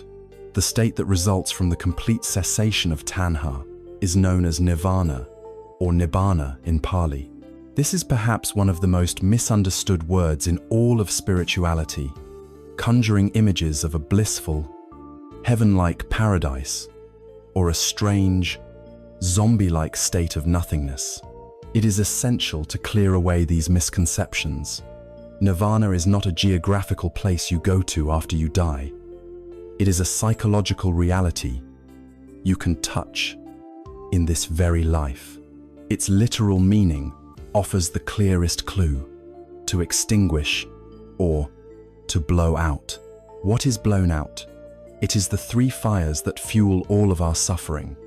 The fire of greed, which is our craving for pleasure, the fire of hatred, which is our aversion and ill will, and the fire of delusion, which is the fundamental ignorance that believes in a solid, separate self. When these fires are extinguished, what remains is not a cold, empty void. What remains is the natural, unobscured state of the mind itself, luminous, peaceful, and unshakably free. Think of a pond of water. On most days, the winds of our craving and aversion are constantly blowing, whipping the surface of the pond into agitated waves and stirring up the mud from the bottom. The water becomes murky, opaque, and turbulent. This is our normal state of dukkha. We cannot see through the water to the bottom, nor can it clearly reflect the sky above. Now, imagine the wind stops. This is nirodha, the cessation of tanha. What happens to the pond? The agitation ceases. The mud, no longer stirred up, slowly and naturally settles to the bottom. The water becomes perfectly still and crystal clear. It can now reflect the sky with perfect fidelity, and you can see all the way to its depths. The clarity and peace were not added to the pond. They were the pond's inherent nature all along, merely obscured by the wind. Nirvana is this natural peace of the mind, revealed when the agitating winds of craving have ceased. While the ultimate goal of full nirvana may seem distant, we can experience micro moments of nirodha in our daily lives and in our practice. Every time you mindfully observe a strong desire for food, for distraction, for sleep, and allow it to pass without acting on it, you experience a small taste of freedom. The moment the craving dissolves and a sense of ease returns, that is a moment of cessation. That is a flicker of nirvana. This is directly applicable to our quest for what we have called a deep Buddhist sleep. This profound rest is not a state you can achieve through striving. It is a state of nirodha. It arises when you stop doing all the things that cause restlessness. It is the natural peace that emerges when you cease fighting with your wakefulness, ending vibhava tanha, when you cease desperately craving sleep, ending kama tanha, and when you let go of the anxious story about your identity as a good sleeper, ending bhavatanya. It is the moment the weary sentry finally lays down his sword, not because he has won the war, but because he has realized, with profound relief, that there is no enemy and there is no war to be fought. The cessation of the struggle is the peace he was seeking. The Buddha often used powerful imagery to convey the urgency of this path. Imagine, he said, a person whose hair and clothes have caught on fire. In that terrifying moment, what would be their single-minded focus? Would they stop to debate the philosophical origins of fire? Would they analyze the chemical properties of combustion? Would they try to find out who was to blame for the accident? Of course not. Their one and only priority, consuming their entire being, would be the immediate cessation of the flames. They would seek to extinguish the fire with total and absolute urgency. The Buddha's teaching is that our minds, caught in the grip of the three fires of greed, hatred, and delusion, are exactly like that person on fire. The anxiety, the stress, the sleepless nights. This is the heat and pain of the flames. The third noble truth tells us that it is possible to put the fire out. Nirodha is that final, blessed coolness, the peace that comes when the burning has stopped. This promise is the heart of the path. It reframes our entire endeavor from one of grim endurance to one of hopeful possibility. It tells us that the anxious, restless mind is a conditioned state, not a life sentence. It is a set of habits that can be seen, understood, and ultimately abandoned. Peace is not some mythical prize to be won. It is our natural inheritance, waiting to be uncovered. We now have a complete diagnosis. We have identified the illness, dukkha. We have pinpointed its cause, tanha. And now, most importantly, we have the certain knowledge that a cure is possible, nirodha. The final, practical question that arises from this is the most important one of all. What is the medicine? What is the specific course of treatment that leads from the fire of suffering to the coolness of cessation? This question brings us to the fourth noble truth, the prescription itself, the noble eightfold path. Our journey will now turn toward walking this path, beginning with the cultivation of the essential qualities of heart that make the mind soft, receptive, and ready for healing.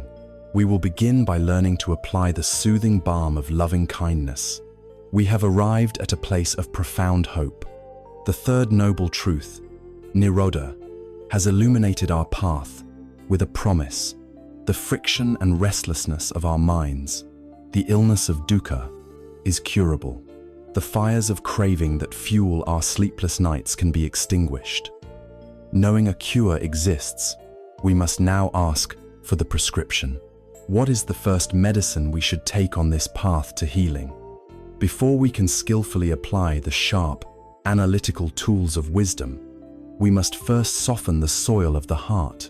A mind that is brittle and hard, a mind conditioned by years of self-judgment and criticism, cannot absorb the nutrients of insight.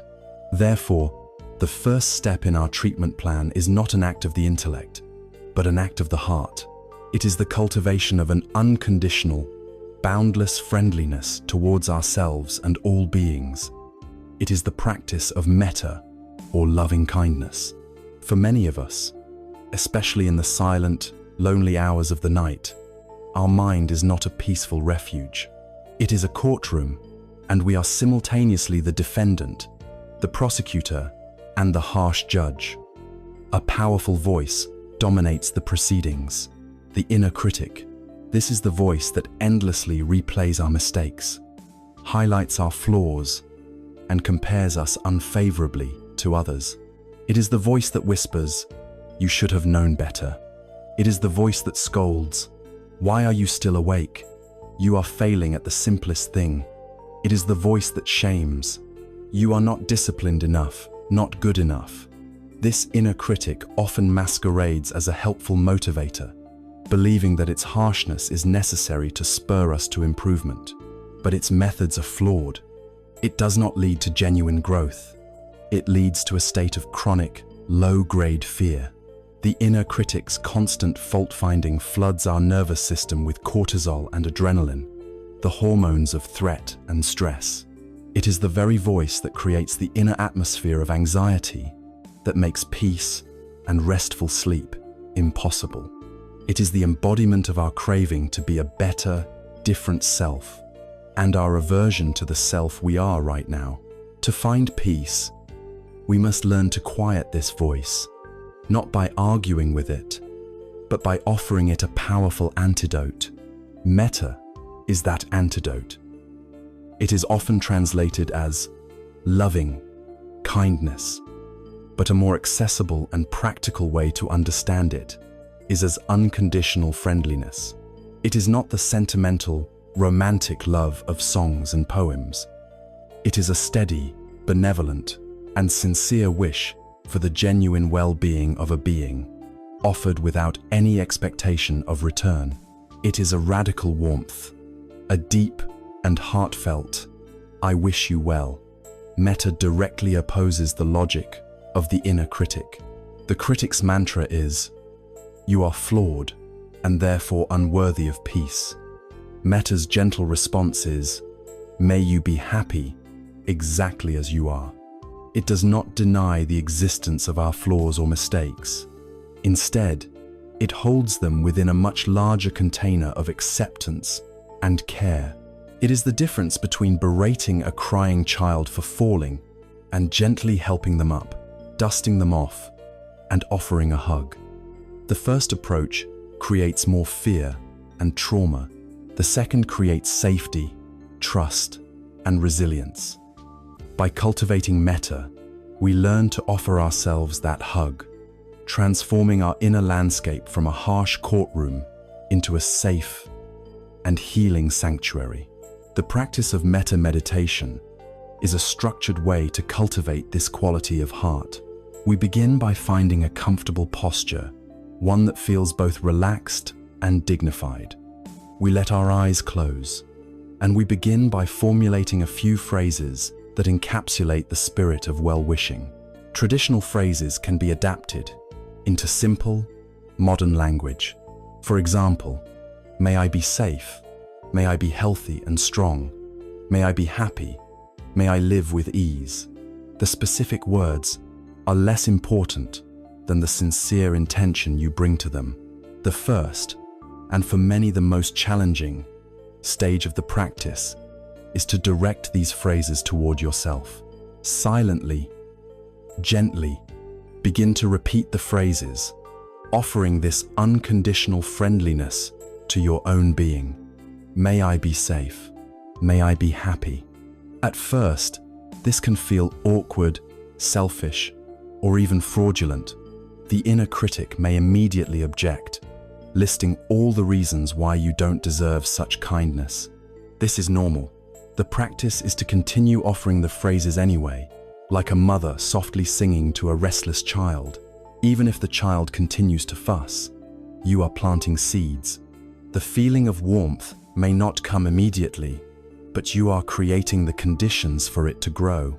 To help generate the genuine feeling of metta, we can then move to the second stage, directing the phrases toward a benefactor.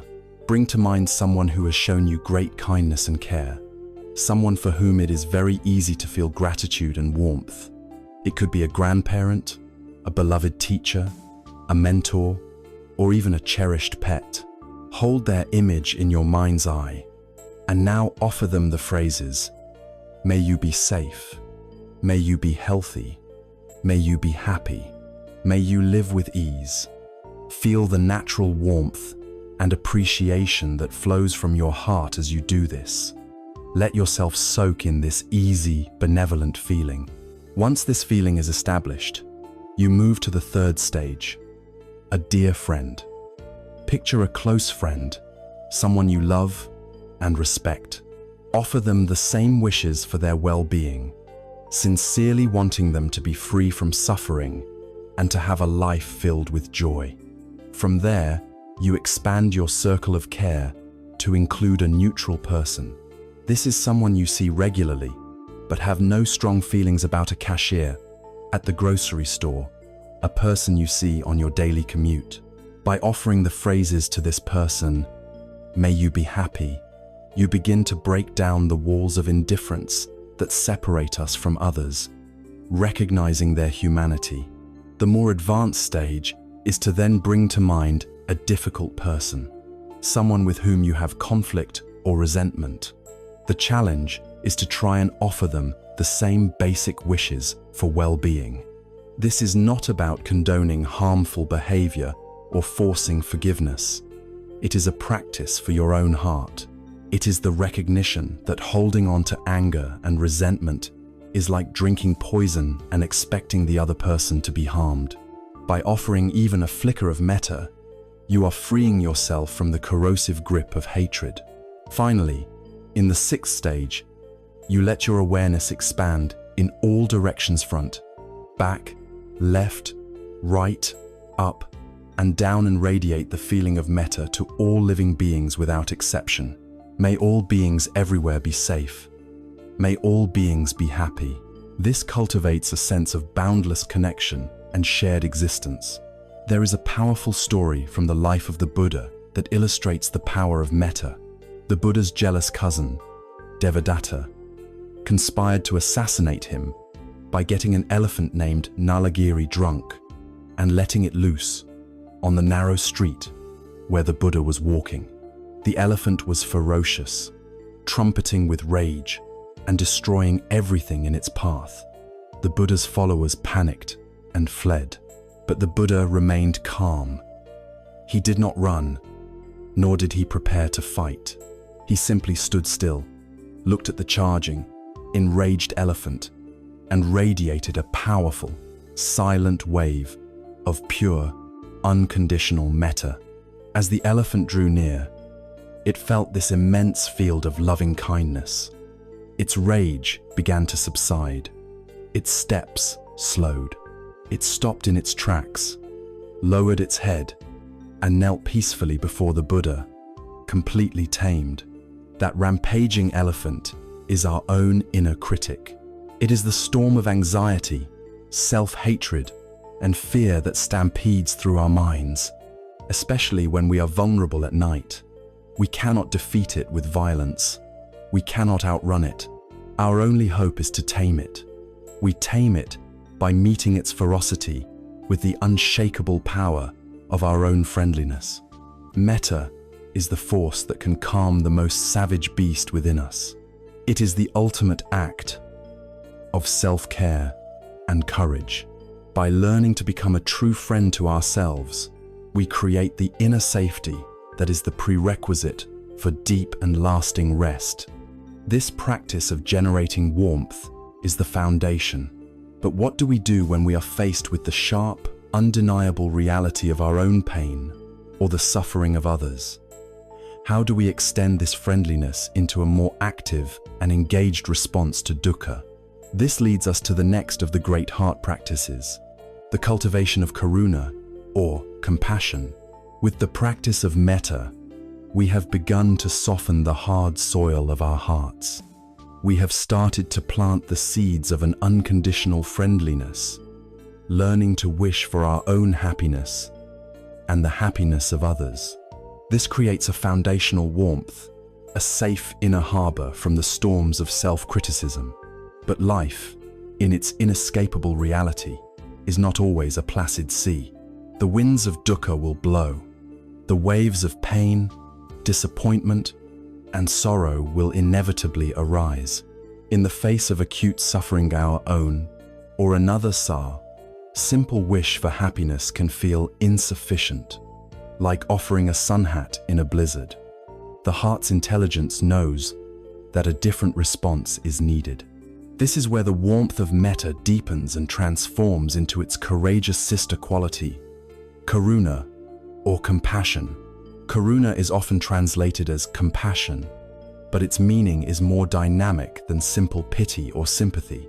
The root of the word suggests a trembling or quivering of the heart when it comes in contact with suffering. It is a visceral, empathetic response. But it is not just a feeling, it is coupled with a powerful intention. While metta is the sincere wish, may you be happy, karuna is the equally sincere wish. May you be free from this suffering. If metta is the gentle sunshine we offer on a clear day, karuna is the warm lamp we carry into a dark and frightening room. It does not deny the darkness, but courageously and gently meets it with a wish for light. It is the heart's direct and active response to the presence of pain. True, sustainable compassion has two inseparable wings, like a bird.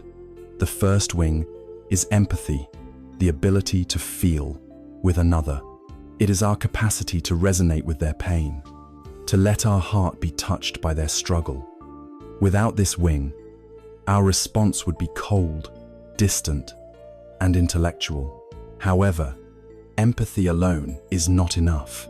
If we only have the wing of empathy, we can become easily overwhelmed. We can drown in the suffering we witness, leading to burnout, anxiety, and a feeling of helpless despair. This is where the second wing is essential: wisdom. The wisdom we have been cultivating, the understanding of anicca and anatta, reminds us that suffering, like all phenomena, is an impermanent process, not a solid, fixed identity. The person suffering is not a solid, suffering self. This insight provides the strength and the spaciousness to be with intense pain without being consumed by it. Karuna, in its most powerful form, is the perfect balance of these two wings: a soft, open heart, capable of feeling deeply, held within a strong, spacious mind, capable of seeing reality clearly. Nowhere is the practice of compassion more critical than in our relationship with ourselves. To understand why, we can look at the powerful Buddhist teaching of the two arrows. The first arrow represents the unavoidable, intrinsic pains of human life. This is the dukkha we spoke of earlier. It is the pain of sickness, old age, and loss. It is the sting of failure and rejection. In the context of a sleepless night, the first arrow might be the unpleasant physical sensations of restlessness or the raw feeling of anxiety that arises for no apparent reason. Life will inevitably shoot these first arrows at us. They are a given. The great tragedy, however, is that we are experts at shooting a second arrow into ourselves immediately after the first one has struck. The second arrow is our reaction to the initial pain. It is the layer of judgment, shame, fear, and storytelling that we add on top of the raw experience. The first arrow of anxiety hits, and we immediately shoot the second arrow of self-criticism. Why am I feeling this? I'm so weak. The first arrow of a sleepless night strikes, and we shoot the second arrow of catastrophic thinking. This is a disaster. I'm broken. I'll never be able to function. This second arrow is entirely optional, entirely self-inflicted, and it is often the source of our most profound suffering. Self-compassion, or karuna, directed inward, is the simple, radical practice of not shooting the second arrow. It is the decision to meet the pain of the first arrow, not with judgment, but with kindness. The practice of cultivating karuna begins with this internal gesture. Find a comfortable posture and bring your awareness inward. Instead of searching for a pleasant sensation, as we might in other practices, we can gently scan our body or mind for a place of discomfort. It might be a subtle tension in the shoulders, a knot of worry in the stomach, a feeling of sadness behind the eyes. Once you have found a place of mild suffering, the first step is to simply acknowledge it, turning your awareness towards it rather than away from it. You can use a soft mental note. This is a moment of suffering, or more simply, this hurts. This honest acknowledgement is an act of bravery. It stops the habit of denial and avoidance. Having acknowledged the first arrow, you now deliberately choose not to shoot the second. Instead, you offer the balm of compassion. You can place a hand gently over your heart, a gesture which can be profoundly soothing to the nervous system, and silently offer phrases of karuna to yourself. May I be free from this suffering. May I be gentle with myself in this pain. May I find peace. You are not trying to force the feeling to go away. You are changing your relationship to the feeling. You are shifting from being an adversary of your own pain to becoming its kind and gentle caretaker. We can even work with the breath, trying a simplified version of a Tibetan practice. On the in-breath, we can imagine courageously breathing in the difficult sensation, accepting its presence without resistance. On the out-breath, we can imagine breathing out a sense of peace, spaciousness, and relief. This practice reverses our deep-seated instinct to push pain away and, over time, dissolves the inner barriers we erect against our own experience. A beautiful analogy for karuna is that of a mother with her crying infant in the middle of the night. The baby's cries wake the mother. Her first response is not anger or frustration. She doesn't judge the baby for crying or demand that it stop. Her heart trembles with a natural, immediate compassion. She goes to the child, lifts it from its crib, and holds it close. She rocks it gently, perhaps humming a soft tune. She doesn't need to know the exact cause of the baby's distresses. It hunger, fear, a bad dream, physical pain. Her action communicates something more fundamental than a diagnosis. Her warm, steady, and loving presence says, I am here with you. I am with you in your suffering. I wish for your suffering to end. We must learn to become this wise and loving mother to the suffering parts of ourselves. When the infant of our anxiety wails in the dark night of our soul, our conditioned tendency is to either yell at it to be quiet or to run away and ignore it. Karuna practice teaches us a third way. It teaches us to turn towards the cry, to metaphorically pick up that anxious part of ourselves, to hold it with the warmth of our awareness, and to soothe it with the gentle rocking of our compassionate intention. This act of embracing our own pain, of refusing to abandon ourselves in our moments of need, is what allows that pain to soften and, in its own time, to be released. Karuna is the heart's brave and intelligent response to the first noble truth. It is the understanding that while the first arrows of life are unavoidable, the second arrows of self-recrimination are not. By learning to meet our own pain with tenderness rather than terror, we remove an immense and unnecessary burden of suffering from our lives. We transform our inner world from a battlefield into a place of refuge. Having learned to befriend ourselves with metta and to care for our pain with karuna, we have developed the core qualities of a resilient and open heart. But suffering is not the only challenge we face. How do we relate to the opposite, joy, success, and good fortune, without falling into the traps of pride, attachment, or the poison of envy? This question leads us to the next of the 4 divine abodes, the luminous practice of mudita, or sympathetic joy. We have walked a compassionate path through the landscape of the heart.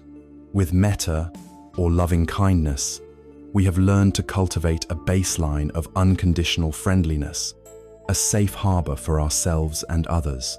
With karuna, or compassion, we have learned to meet the inevitable reality of suffering with a courageous and tender response, transforming our relationship with pain.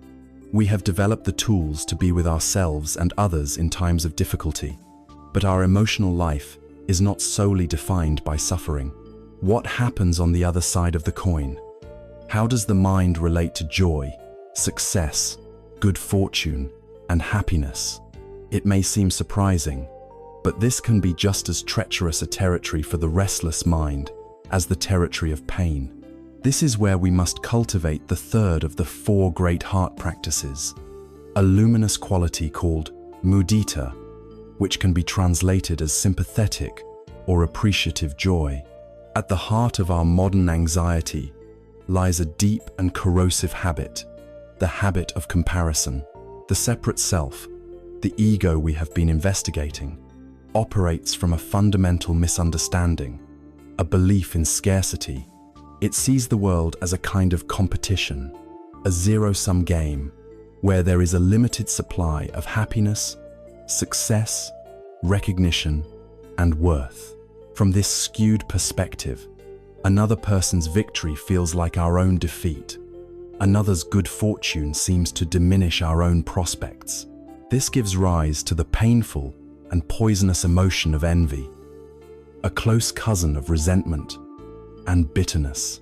In our contemporary world, this ancient human tendency has been placed on steroids by the pervasive influence of social media.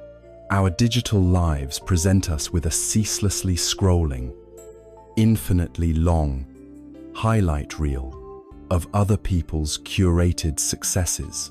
We see the perfectly filtered vacation photos, the announcements of impressive job promotions, the images of happy families, the showcase of creative triumphs and beautiful homes. While lying in bed, the blue light of the phone illuminating our face, our mind becomes a fertile breeding ground for the poison of comparison. The inner monologue of inadequacy begins.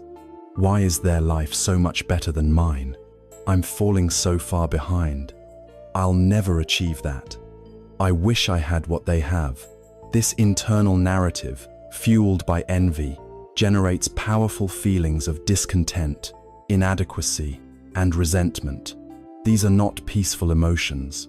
They are agitating, activating states that keep our nervous system on high alert, making the surrender of sleep feel impossible. We are tormented, not by our own circumstances, but by our perception of others. Mudita is the direct and powerful antidote to this poison.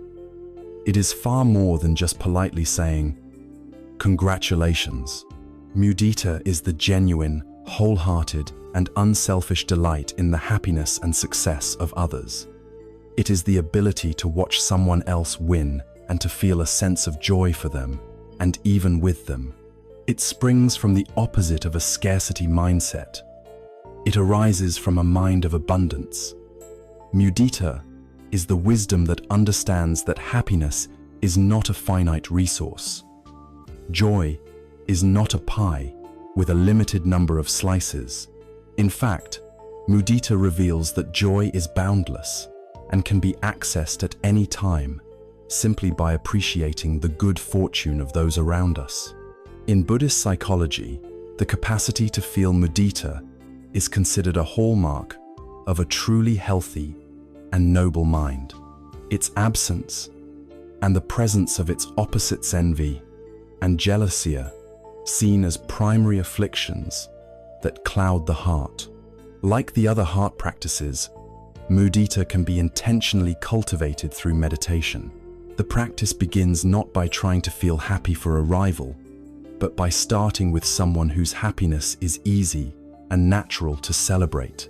Sit in a comfortable posture and bring to mind a person you deeply love and admire, perhaps a dear friend or a beloved child. Now, recall a specific moment of their genuine happiness or success. Maybe it's the memory of your friend achieving a goal they worked tirelessly for. Maybe it's the image of a child's pure, uninhibited laughter as they play. Instead of just observing this memory, try to participate in it. Let their smile bring a smile to your own face. Let the feeling of their delight create a warm, joyful resonance in your own chest. To support this feeling, you can use silent phrases. As you hold the image of their happiness in your mind, you can repeat, "I am so happy for you. May your joy and your good fortune continue. Your happiness is my happiness." Allow yourself to really feel this. This practice is about savoring their joy, letting it become your own.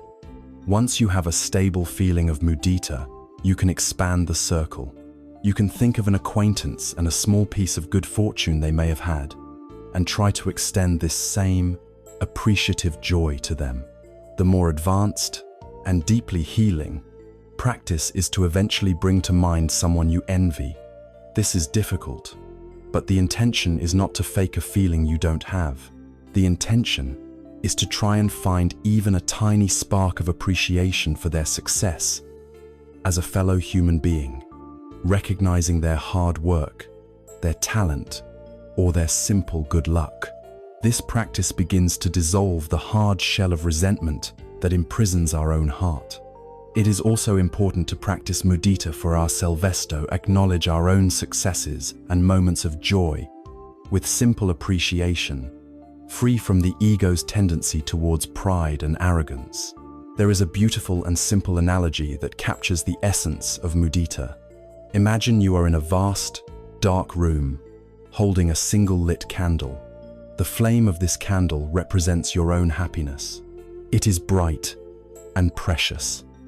Now, another person enters the room holding an unlit candle. They approach you, and you use your flame to light theirs. In that moment, what happens to your own flame? Does it become smaller? Does its light diminish? Not at all. Your flame remains exactly as bright as it was before. But now, the total amount of light in the room has doubled. The space is warmer, less dark, and safer for everyone. Joy is like that flame. Sharing it and celebrating it in others takes nothing away from you. It only adds to the collective light in the world. Envy is the deep delusion that lighting someone else's candle will somehow extinguish your own. Mudita is the wisdom that knows this is impossible. By practicing mudita, We are actively rewiring the deeply conditioned pathways of our brain. We are consciously weakening the habit of comparison and strengthening the habit of connection and celebration. It can transform the toxic nightly ritual of scrolling through social media into a profound spiritual practice. When you see a post announcing a friend's good news, you can consciously pause. Instead of letting the conditioned thought of comparison arise, you can intentionally practice mudita. How wonderful for them. I am so happy that they are experiencing this joy. This simple, intentional shift changes everything. An activity that was once a source of pain and inadequacy becomes an opportunity to cultivate a boundless and peaceful heart. Ultimately, mudita frees us from the exhausting, self-imposed prison of envy. Our sense of well-being is no longer contingent on how we measure up against an endless, shifting sea of external benchmarks. We discover an infinite and renewable source of joy that is completely independent of our own personal circumstances. A mind that is genuinely happy for the good fortune of others has no space for the bitter poisons of resentment and jealousy that keep it agitated and awake. We have now learned to meet the world with friendliness, to respond to its pain with compassion, and to celebrate its joy with delight. We have built a heart that is strong, open, and resilient. Now, what is the quality that holds and balances all of these noble emotions? What is the profound stability that allows us to face both the sorrows and the joys of life without being knocked off our center? This brings us to the fourth and culminating divine abode, the unshakable peace of upekkha, or equanimity. We have journeyed through the sublime landscapes of the open heart. We began by cultivating metta, the unconditional friendliness that creates a safe and welcoming home within ourselves. We then learned to meet suffering, both our own and others, with the courageous tenderness of karuna, or compassion. From there, we explored the radiant practice of mudita, learning to celebrate the joy and success of others as a boundless source of our own happiness. These three qualities, friendliness, compassion, and appreciative joy, are the beautiful, warm, and engaged expressions of a heart that is healing. They are the active agents of our connection to the world. But a heart that is only active, without a deep and stable foundation, can still be tossed about by the very emotions it generates. An unbalanced compassion can lead to burnout. An ungrounded joy can become manic excitement. What is the quality that holds all of these noble emotions in a perfect, harmonious balance? What is the anchor that keeps the heart steady, no matter how fiercely the winds of life may blow? This brings us to the fourth and culminating of these divine abodes, the profound and unshakable peace of upekkha, or equanimity. Equanimity is perhaps the most misunderstood of these four qualities. To a Western ear, it can sound like indifference, apathy, or emotional detachment. We might imagine a cold, distant person who simply doesn't care about what happens. This could not be further from the truth. Indifference is a state born of ignorance and fear. It is a shutting down of the heart. Equanimity, by contrast, is a state born of deep wisdom and courage. It is the fullest opening of the heart, held in a container of unshakable balance. Upekkha is the capacity to be with the ever-changing tides of life, the pleasant, the unpleasant, and the neutral, without losing your center, without being thrown into the compulsive patterns of grasping and aversion. It is a spacious, even-minded, and non-reactive presence. It is the quiet confidence of a mind that has seen the bigger picture. This profound stability does not come from willpower or suppression. It arises naturally from the deep, experiential understanding of the truths we have already explored, anicca and anatta. When you see, not just as an idea, but in the very fabric of your moment-to-moment experience, that everything is impermanent, your frantic need to control life diminishes. Why desperately cling to a pleasant experience when you know it is, by its very nature, a passing cloud? Why wage a desperate war against a painful feeling when you know it too is a temporary visitor? When you understand that there is no solid, separate self to be constantly defended and aggrandized, the stakes of life's dramas are lowered. Praise does not inflate a non-existent ego, and blame cannot wound a phantom self. It is this wisdom that serves as the bedrock of equanimity. It allows you to participate fully in life, with love and care, but without being a slave to its outcomes. Upekkha is the great balancing factor for the other three heart practices. A boundless friendliness, metta, without the wisdom of equanimity, can easily curdle into attachment and grief. We wish for our loved ones to be happy, but when they inevitably face hardship, our unbalanced love can become possessive anxiety. Equanimity allows us to love purely and freely, wishing for their well-being while accepting that we cannot control their life's path. Similarly, an infinite compassion, karuna, without the strength of equanimity, can lead to overwhelming despair. We can drown in the sorrow of the world. Equanimity provides the spaciousness to be with suffering, to help where we can, without being crushed by it. It is the wisdom that allows a surgeon to have a steady hand, even while feeling deep empathy for her patient. And appreciative joy, mudita, without the grounding of equanimity, can become a kind of restless excitement, attached to the highs of success. Equanimity allows us to celebrate with genuine delight, without losing our own inner peace when the celebration ends. If metta, karuna, and mudita are the loving, engaged family members, upekkha is the wise and serene grandparent, watching over them all with a deep and steady love, providing perspective, stability, and unwavering calm. For the sleepless mind, equanimity is the ultimate medicine, the final resting state. The mind that cannot rest is a mind utterly lacking in upekkha.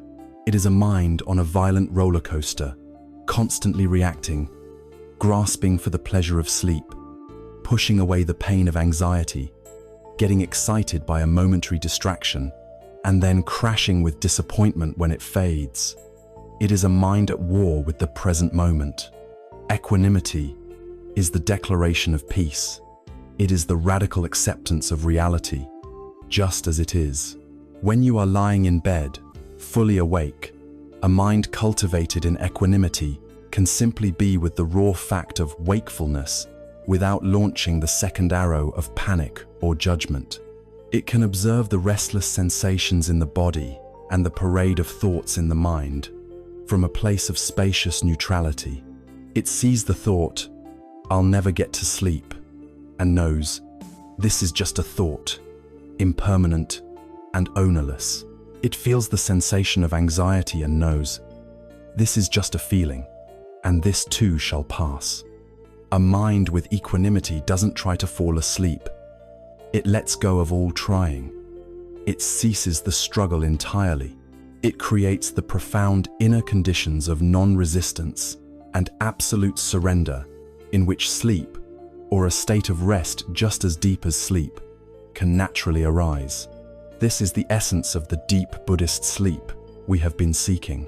It is not necessarily a physiological state defined by brainwaves, but a psychological state of complete restfulness. It is the peace of a mind that has stopped fighting with itself. Imagine a great, ancient mountain. It has stood for millennia, witnessing all seasons and all weather.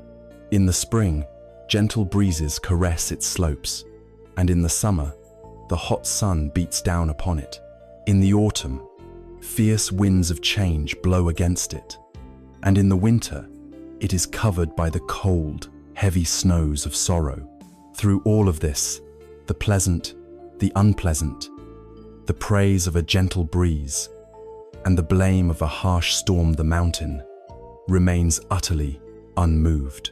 It does not try to hold on to the warmth of the sun or push away the weight of the snow. It simply stands, grounded in its own immense, solid being, allowing all the transient weather of the world to come and go. A mind cultivated in upekkha becomes like this mountain. It can experience the 8 worldly wind sprays and blame, success and failure, pleasure and pain, fame and disgrace, without being shaken from its core of deep inner peace. Upekkha is the culmination of the heart's journey. It is the quality that infuses our friendliness, compassion, and joy with wisdom, creating a love that is both boundless and grounded. It is the unshakable peace that is the true fruit of this path, a peace that is available to us, not when we finally win the war with reality, but when we finally have the wisdom and courage to lay down our arms. We have now assembled a complete psychological and emotional toolkit for healing. We understand the nature of the mind and the wisdom of letting go. We have cultivated the 4 great qualities of a loving and resilient heart. The next step is to see how these profound individual practices are woven together into a single, cohesive tapestry, a complete, practical, and ethical guide for living a life that leads directly to the end of suffering. This brings us to the Buddha's ultimate prescription, the Noble Eightfold Path. Of course, here is the detailed script for Part 2.16.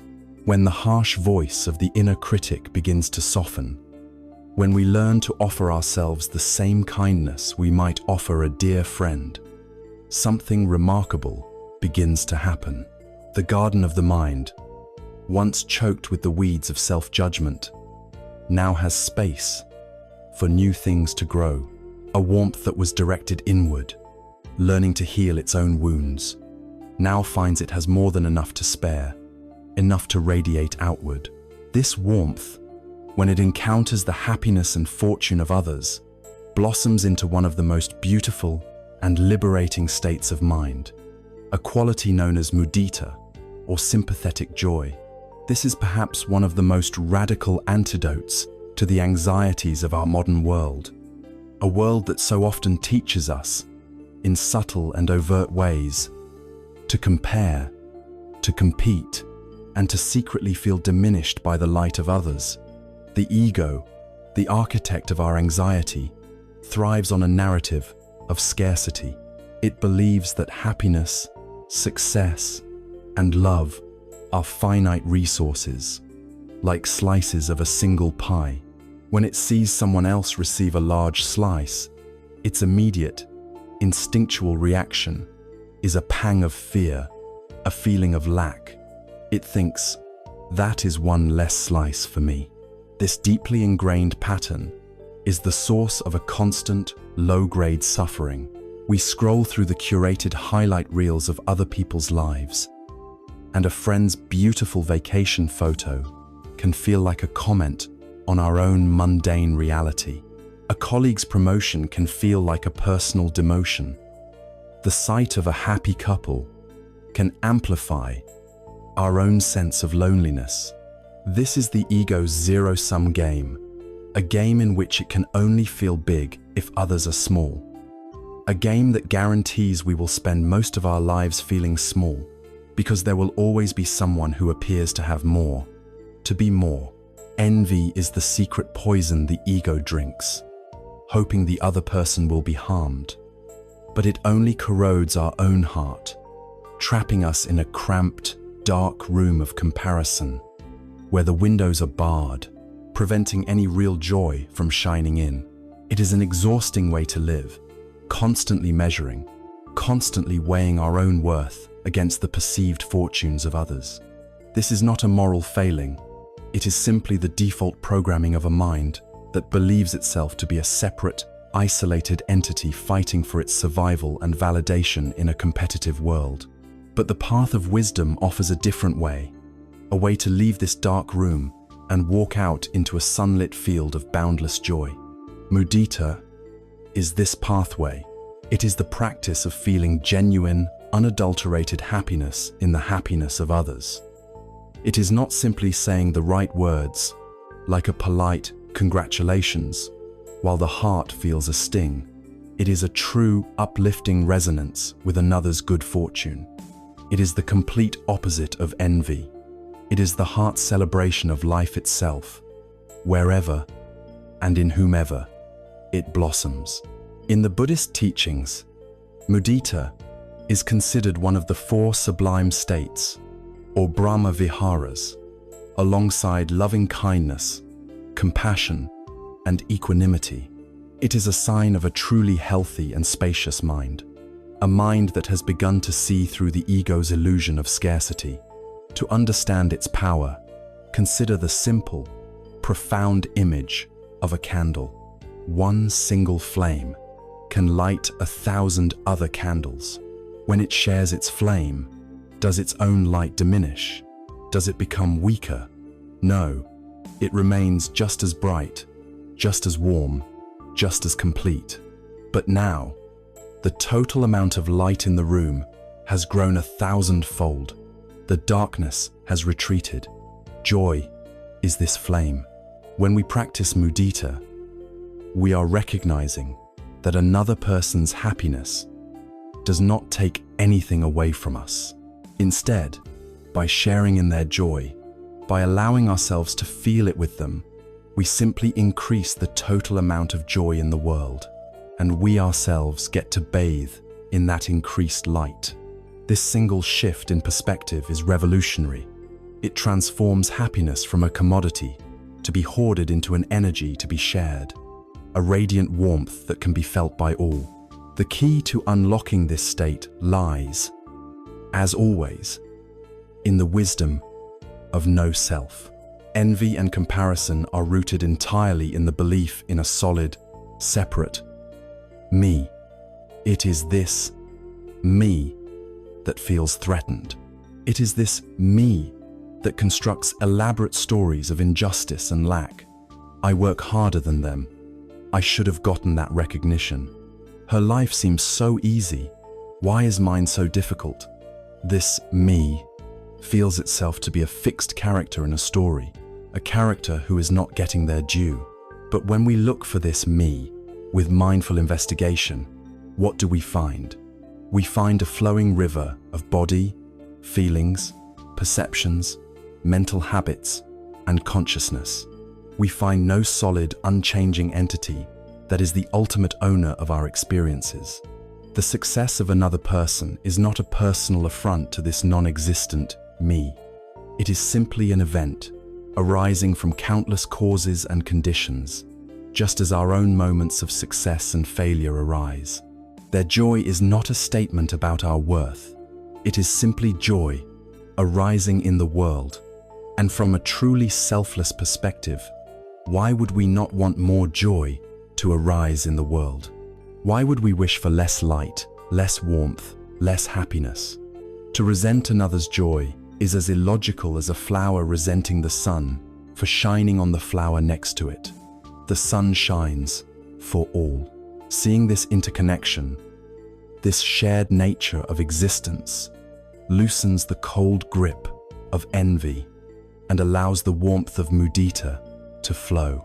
Like all wholesome qualities, mudita can be cultivated. It is a muscle that grows stronger with practice. We can begin in a simple, accessible way. Think of someone you love dearly, someone for whom it is easy to feel happier, child, a partner, a close friend. Bring to mind a moment of their genuine happiness. Perhaps you recall your child's uninhibited laughter while playing, or the look of pure joy on your friend's face when they shared some good news. Instead of letting the moment pass by, pause, consciously connect with that memory. Let the feeling of their joy touch you. Allow a smile to form on your own face. Feel the warmth spreading in your chest. Acknowledge the feeling internally. I am feeling joy for their joy. May their happiness continue. This is mudita. Stay with that feeling. Let it be simple. This is the starting point, watering the seeds of joy that are already present. From there, you can gradually expand the circle. As you go about your day, look for anonymous moments of happiness. A group of strangers laughing together at a cafe, a father teaching his daughter to ride a bike in the park, an elderly couple walking hand in hand. The default mind might ignore these scenes or, worse, use them to trigger a sense of its own lack. The mind training in mudita does something different. It consciously registers the moment and silently offers a wish. How wonderful! May they be happy. May their joy increase. You are not trying to force a huge emotional reaction. You are simply tilting the mind, again and again, away from comparison and towards appreciation. You are choosing to light a small candle of shared joy instead of cursing the darkness of your own perceived lack.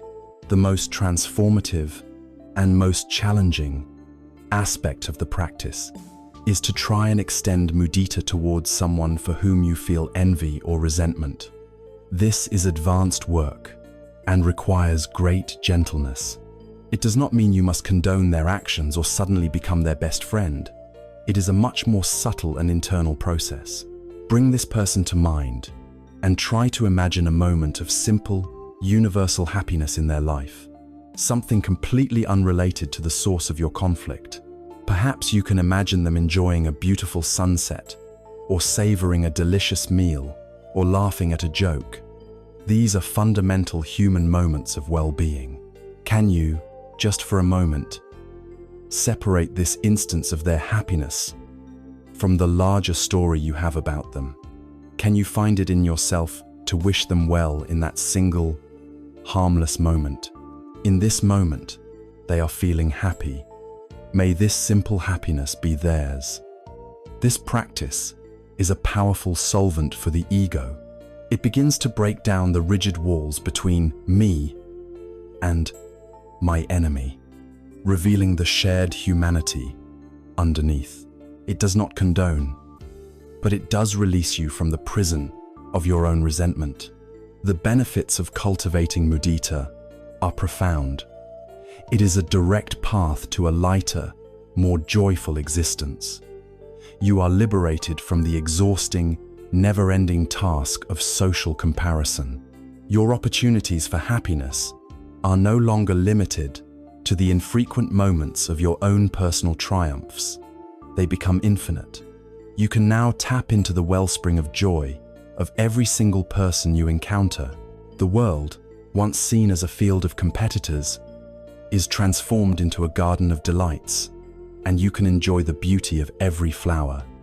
This practice naturally deepens your connection to others. People are drawn to a heart that can genuinely celebrate them. It builds a foundation of trust and love that the ego's insecurities can never create. And ultimately, it is a direct path to the deep, restorative sleep of the mind. A mind consumed by envy is a restless, agitated, feverish mind. It can never be at peace.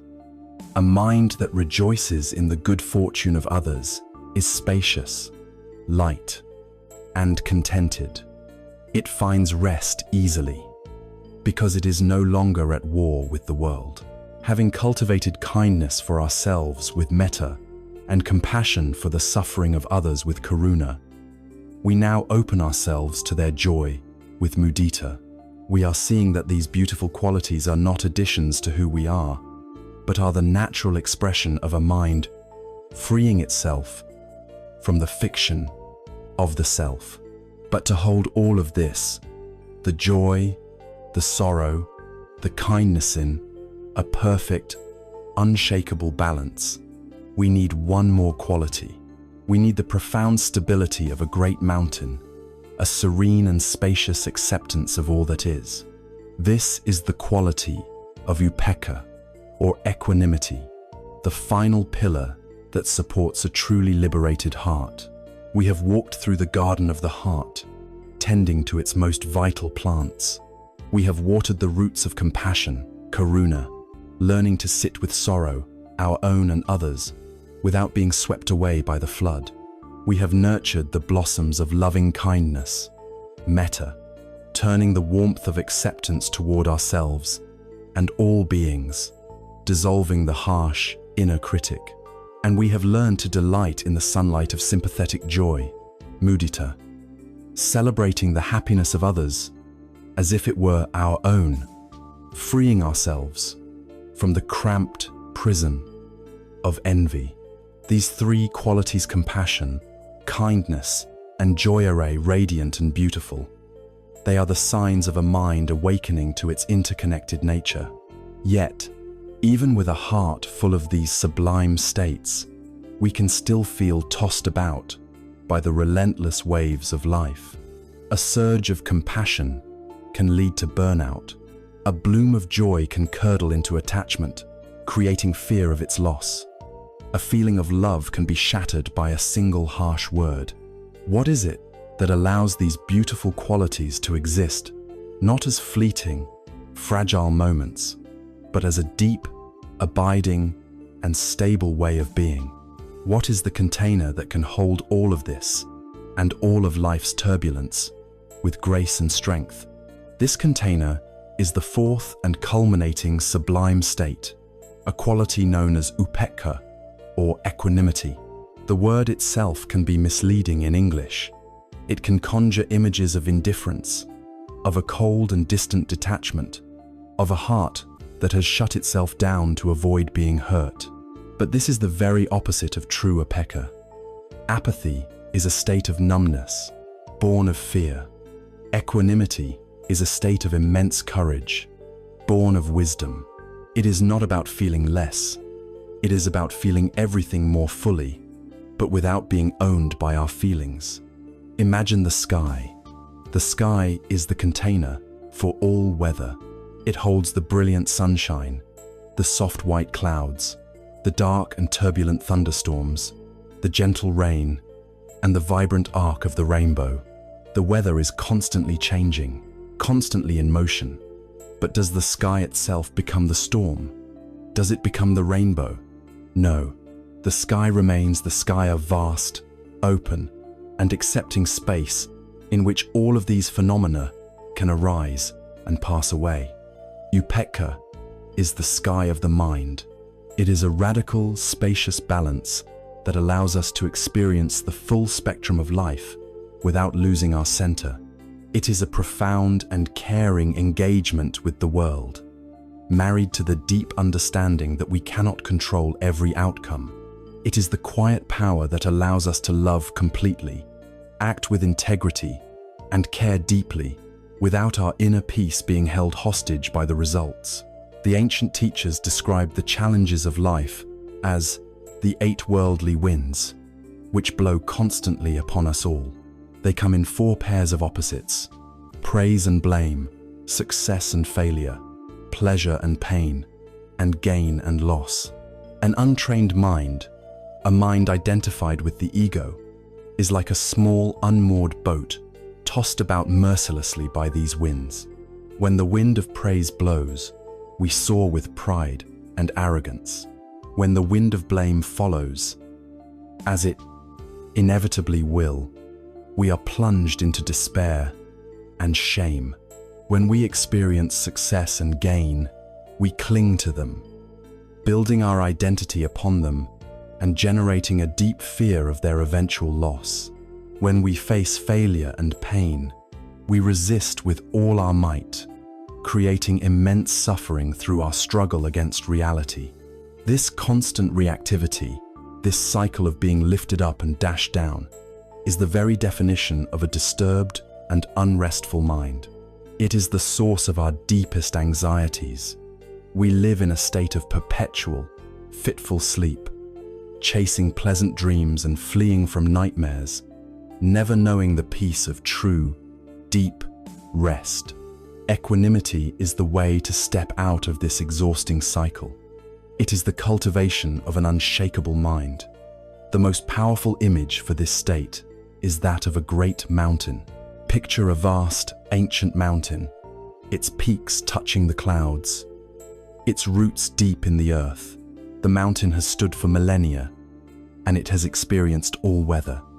It has felt the gentle caress of the spring breeze, which is like praise. It has baked under the intense heat of the summer sun, which is like pleasure. It has been lashed by the cold autumn rains, which are like blame and criticism. It has been buried under the heavy winter snows, which are like failure and loss. The mountain experiences all of this. It does not deny the heat or the cold. It does not pretend the storm is not happening. Yet, does the core of the mountain tremble? Does it get up and run from the snow? Does it crumble in the face of the wind? Number, it simply stands, solid, majestic, and present. Its own immense stability allows it to hold all of the changing seasons upon its slopes without being fundamentally disturbed. The mind of equanimity is this mountain. It learns to feel praise without becoming arrogant, and blame without becoming defensive. It experiences pleasure without grasping, and pain without aversion. Its peace is not a fragile thing dependent on the weather being sunny. Its peace is the very substance of the mountain itself. This profound stability does not come from sheer willpower or gritting one's teeth. It arises naturally from the cultivation of two deep roots of wisdom, a clear seeing of impermanence, Anatta, and a mature understanding of karma. When we have truly, deeply understood impermanence in our own experience, see not just as an idea, but as a felt reality, we see that all of these states are like smoke. Praise is a pleasant sound that fades into silence. Blame is an unpleasant vibration that also passes. Wealth, status, and relationships are all subject to change. Even our own body and mind are in constant flux. When you know, with unshakable certainty, that all of it is temporary, the tendency to cling and resist naturally weakens. Why try to capture the wind in a jar?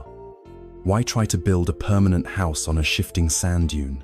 You learn to let the experiences come and go, like weather passing over the mountain, without identifying with them as me or mine.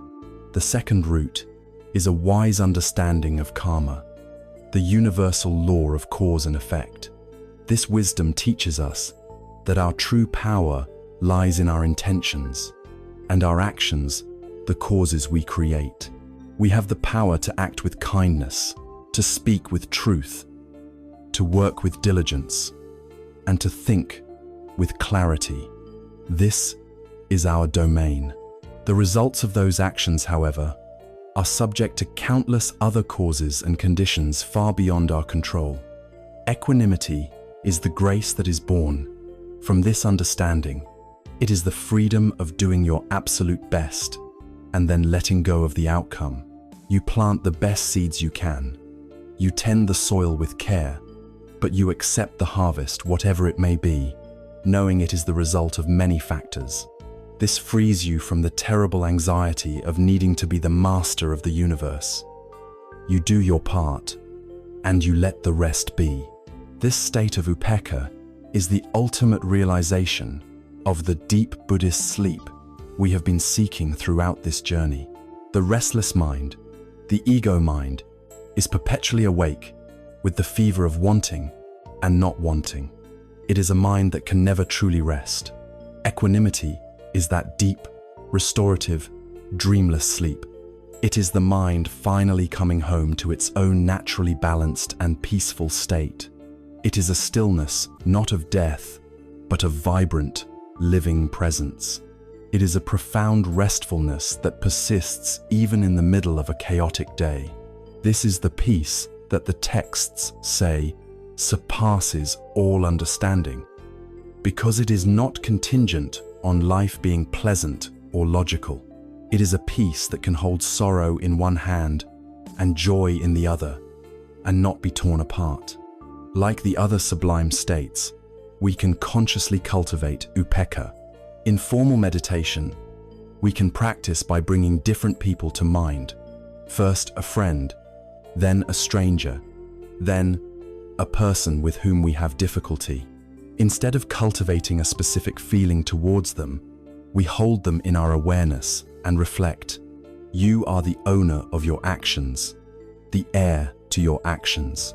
Your happiness and unhappiness depend on your own skillful and unskillful actions, not on my wishes for you.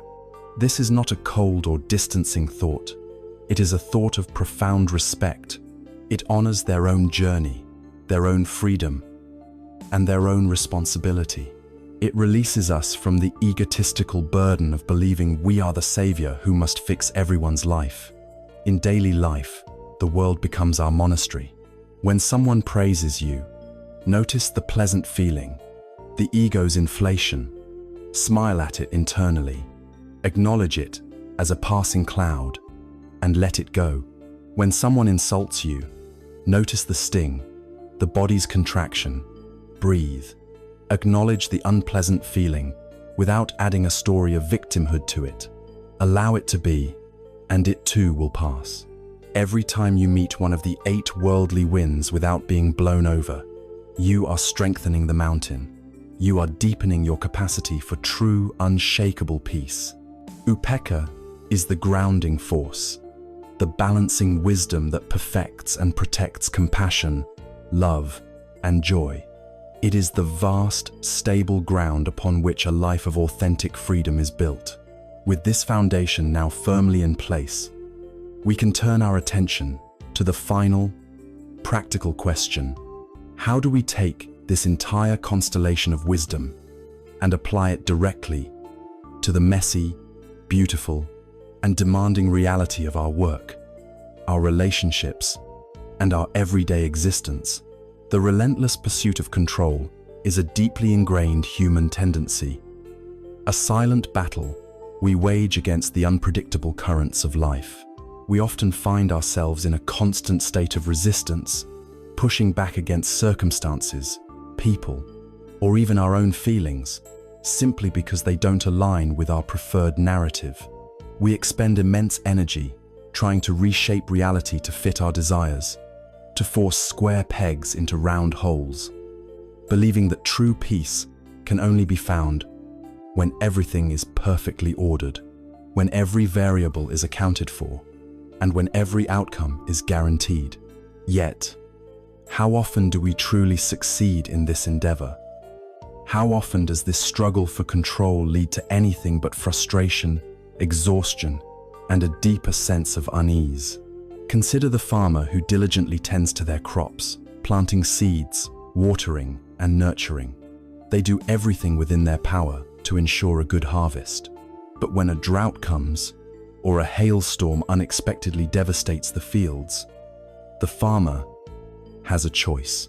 They can rail against the heavens, curse the uncooperative weather, and sink into despair, or they can accept the reality of the situation. Acceptance, in this context, is not resignation. It's not giving up. It's a profound understanding that some things are simply beyond our influence. The farmer doesn't stop caring about their livelihood, but they acknowledge what is. This acknowledgement frees up vital energy that was previously spent on resistance, allowing them to shift their focus towards finding solutions, perhaps replanting different crops, seeking aid, or simply beginning again when the conditions are favorable. This acceptance isn't a sign of weakness.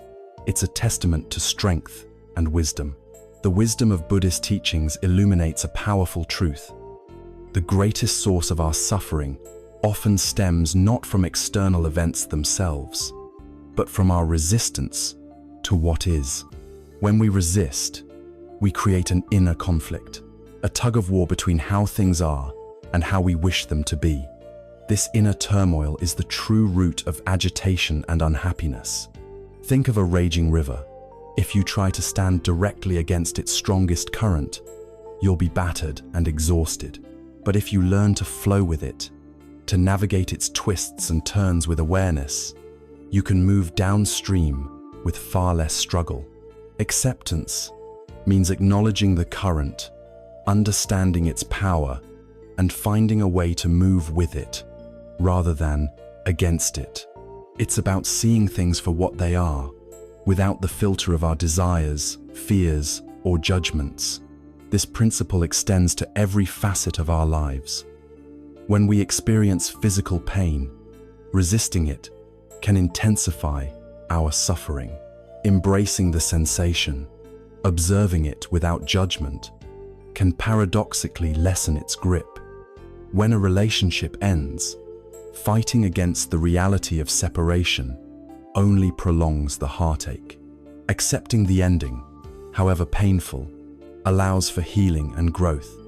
When our plans are derailed, clinging to the original vision prevents us from adapting and finding new opportunities. Accepting the change opens the door to unforeseen possibilities. This doesn't mean we become passive or indifferent. It simply means we stop fighting against what has already manifested. We acknowledge the truth of the present moment, even if it's uncomfortable or unwelcome. The power of acceptance lies in its ability to liberate us from the prison of our expectations. We often carry around rigid ideas of how life should be, how people should act, and how we should feel. When reality inevitably diverges from these expectations, we experience disappointment, anger, or sadness. Acceptance allows us to loosen our grip on these preconceived notions. It enables us to meet life as it unfolds, with an open heart and a clear mind, rather than constantly trying to force it into a mold. This doesn't mean we stop striving for improvement or working towards goals. It means we do so with a deeper understanding of impermanence and a willingness to adapt.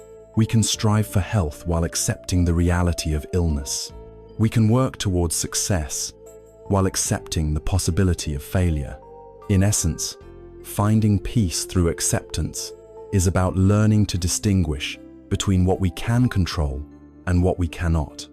We have a profound ability to choose our responses, our attitudes, and our actions. We can cultivate wisdom, compassion, and mindfulness. These are within our sphere of influence. However, we cannot control external events, the behavior of others, or the inevitable changes that life brings. Trying to control the uncontrollable is a futile exercise that drains our energy and steals our peace. When we accept that some things are simply beyond our reach, we can redirect our precious energy towards what is within our power, our inner state, our reactions, and our capacity for growth. Think of a lotus flower.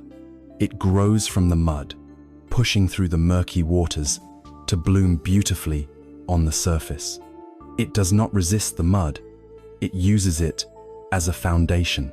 It does not curse the darkness. It emerges towards the light. The lotus accepts its environment, transforming it into something exquisite.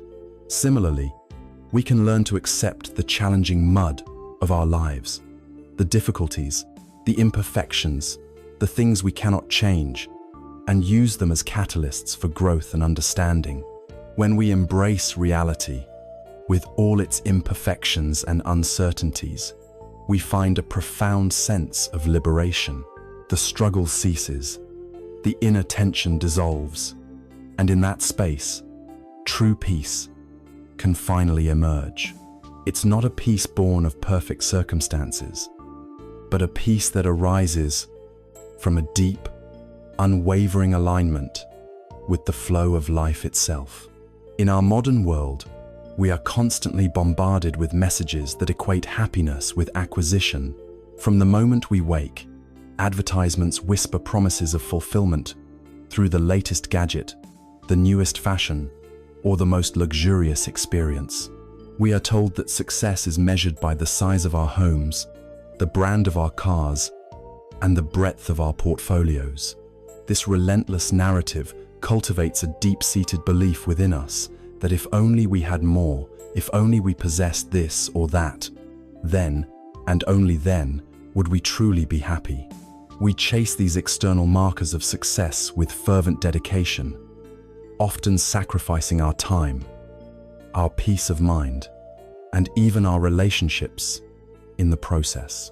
Yet, despite the accumulation, despite the fleeting thrill of a new purchase, a persistent feeling often remains, a subtle, perhaps even unconscious, sense of emptiness. Consider the story of a man who spent his entire life building a magnificent mansion. He poured all his energy, all his resources, into acquiring the finest materials, hiring the best artisans, and creating a dwelling that was the envy of everyone who saw it.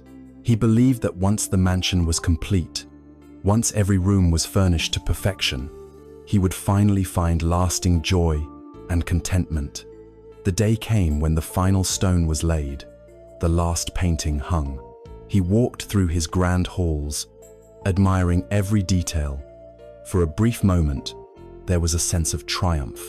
But as the days turned into weeks, and the initial excitement faded, he found himself wandering through the opulent rooms, feeling a strange and unsettling void. The mansion, a symbol of everything he had strived for, stood majestic and silent, yet it could not fill the emptiness within his own heart. He had gained the world, but lost his own peace. This narrative mirrors a fundamental insight offered by Buddhist wisdom, that the pursuit of happiness through external accumulation is a path fraught with disillusionment. The very nature of material possessions is impermanent. They break, they wear out, they become obsolete, or they are lost. Our attachment to them, therefore, is a direct source of suffering. When we base our happiness on things that are inherently fleeting, we set ourselves up for an endless cycle of wanting, getting, and then wanting again. Each acquisition brings a temporary high, a brief suppression of the underlying dissatisfaction, but it never offers lasting fulfillment. The more we seek becomes a moving target, always just beyond our reach, or, if attained, quickly loses its luster. The Buddha's teachings invite us to profoundly question the illusion of materialism. They point out that true wealth is not measured by what we own, but by how much we are willing to let go of, and by the richness of our inner lives. The concept of contentment, soothe, is central here. It is not about asceticism or denying ourselves comfort, but about recognizing what is truly sufficient. It is about finding satisfaction in what we already have, rather than constantly craving what we lack. This shift in perspective is revolutionary. When we cultivate contentment, we free ourselves from the relentless grip of desire. We stop comparing ourselves to others. We stop feeling the pressure to keep up, and we begin to appreciate the simple abundance that often surrounds us, unnoticed. True happiness, according to Buddhist philosophy, arises from within. It is a state of mind, not a consequence of external circumstances. It is cultivated through wisdom, compassion, and mindfulness. When our inner world is filled with peace, clarity, and kindness, then true happiness can flourish, regardless of our material possessions. This internal wellspring of joy is inexhaustible and is not subject to the whims of the external world. It is the joy of a quiet mind, the warmth of a kind heart, the clarity of understanding. Consider the simple joy of a shared meal with loved ones, the invigorating breath of fresh air during a walk in nature, or the profound satisfaction of learning something new. These experiences, which often cost nothing or very little, provide a deeper and more lasting sense of well-being than any material possession ever could. They nourish our spirit, connect us to others, and enrich our understanding of the world. Material objects can facilitate experiences, Certainly, but they are not the experience itself. The happiness derived from a new car is fleeting. The joy of exploring new places with that car, of making memories on a road trip, is the true treasure. Buddhism encourages us to shift our focus from having to being. Instead of accumulating things, we are encouraged to cultivate virtues such as generosity, patience, ethical conduct, and wisdom.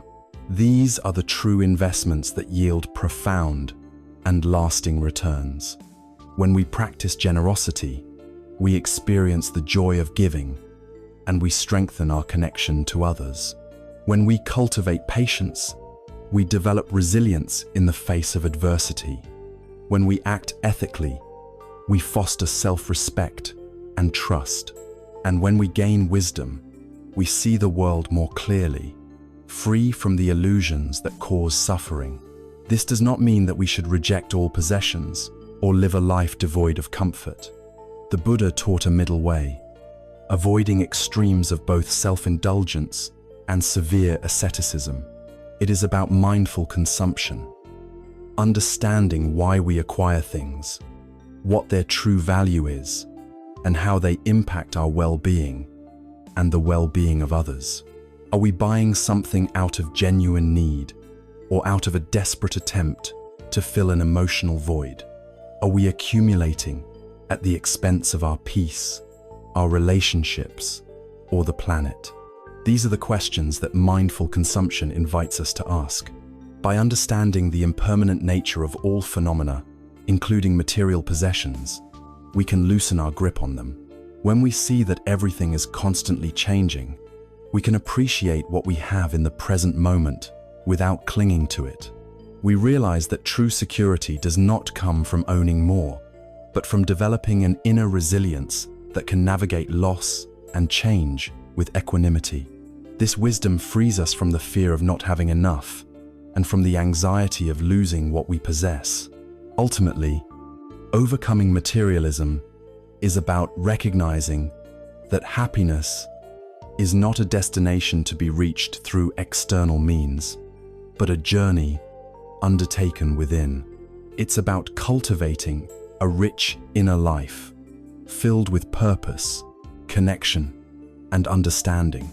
It's about finding satisfaction in the simple act of living, breathing, and experiencing the world with an open heart. When we free ourselves from the endless craving for more, we discover that we already possess everything we truly need for peace and contentment. The void disappears, replaced by a sense of wholeness and profound well-being, a happiness that no market can sell and no crisis can take away. This inner freedom is the ultimate treasure, far more valuable than any mansion or earthly possession. It is the true fulfillment that shines from within, illuminating our path and radiating outward to the world.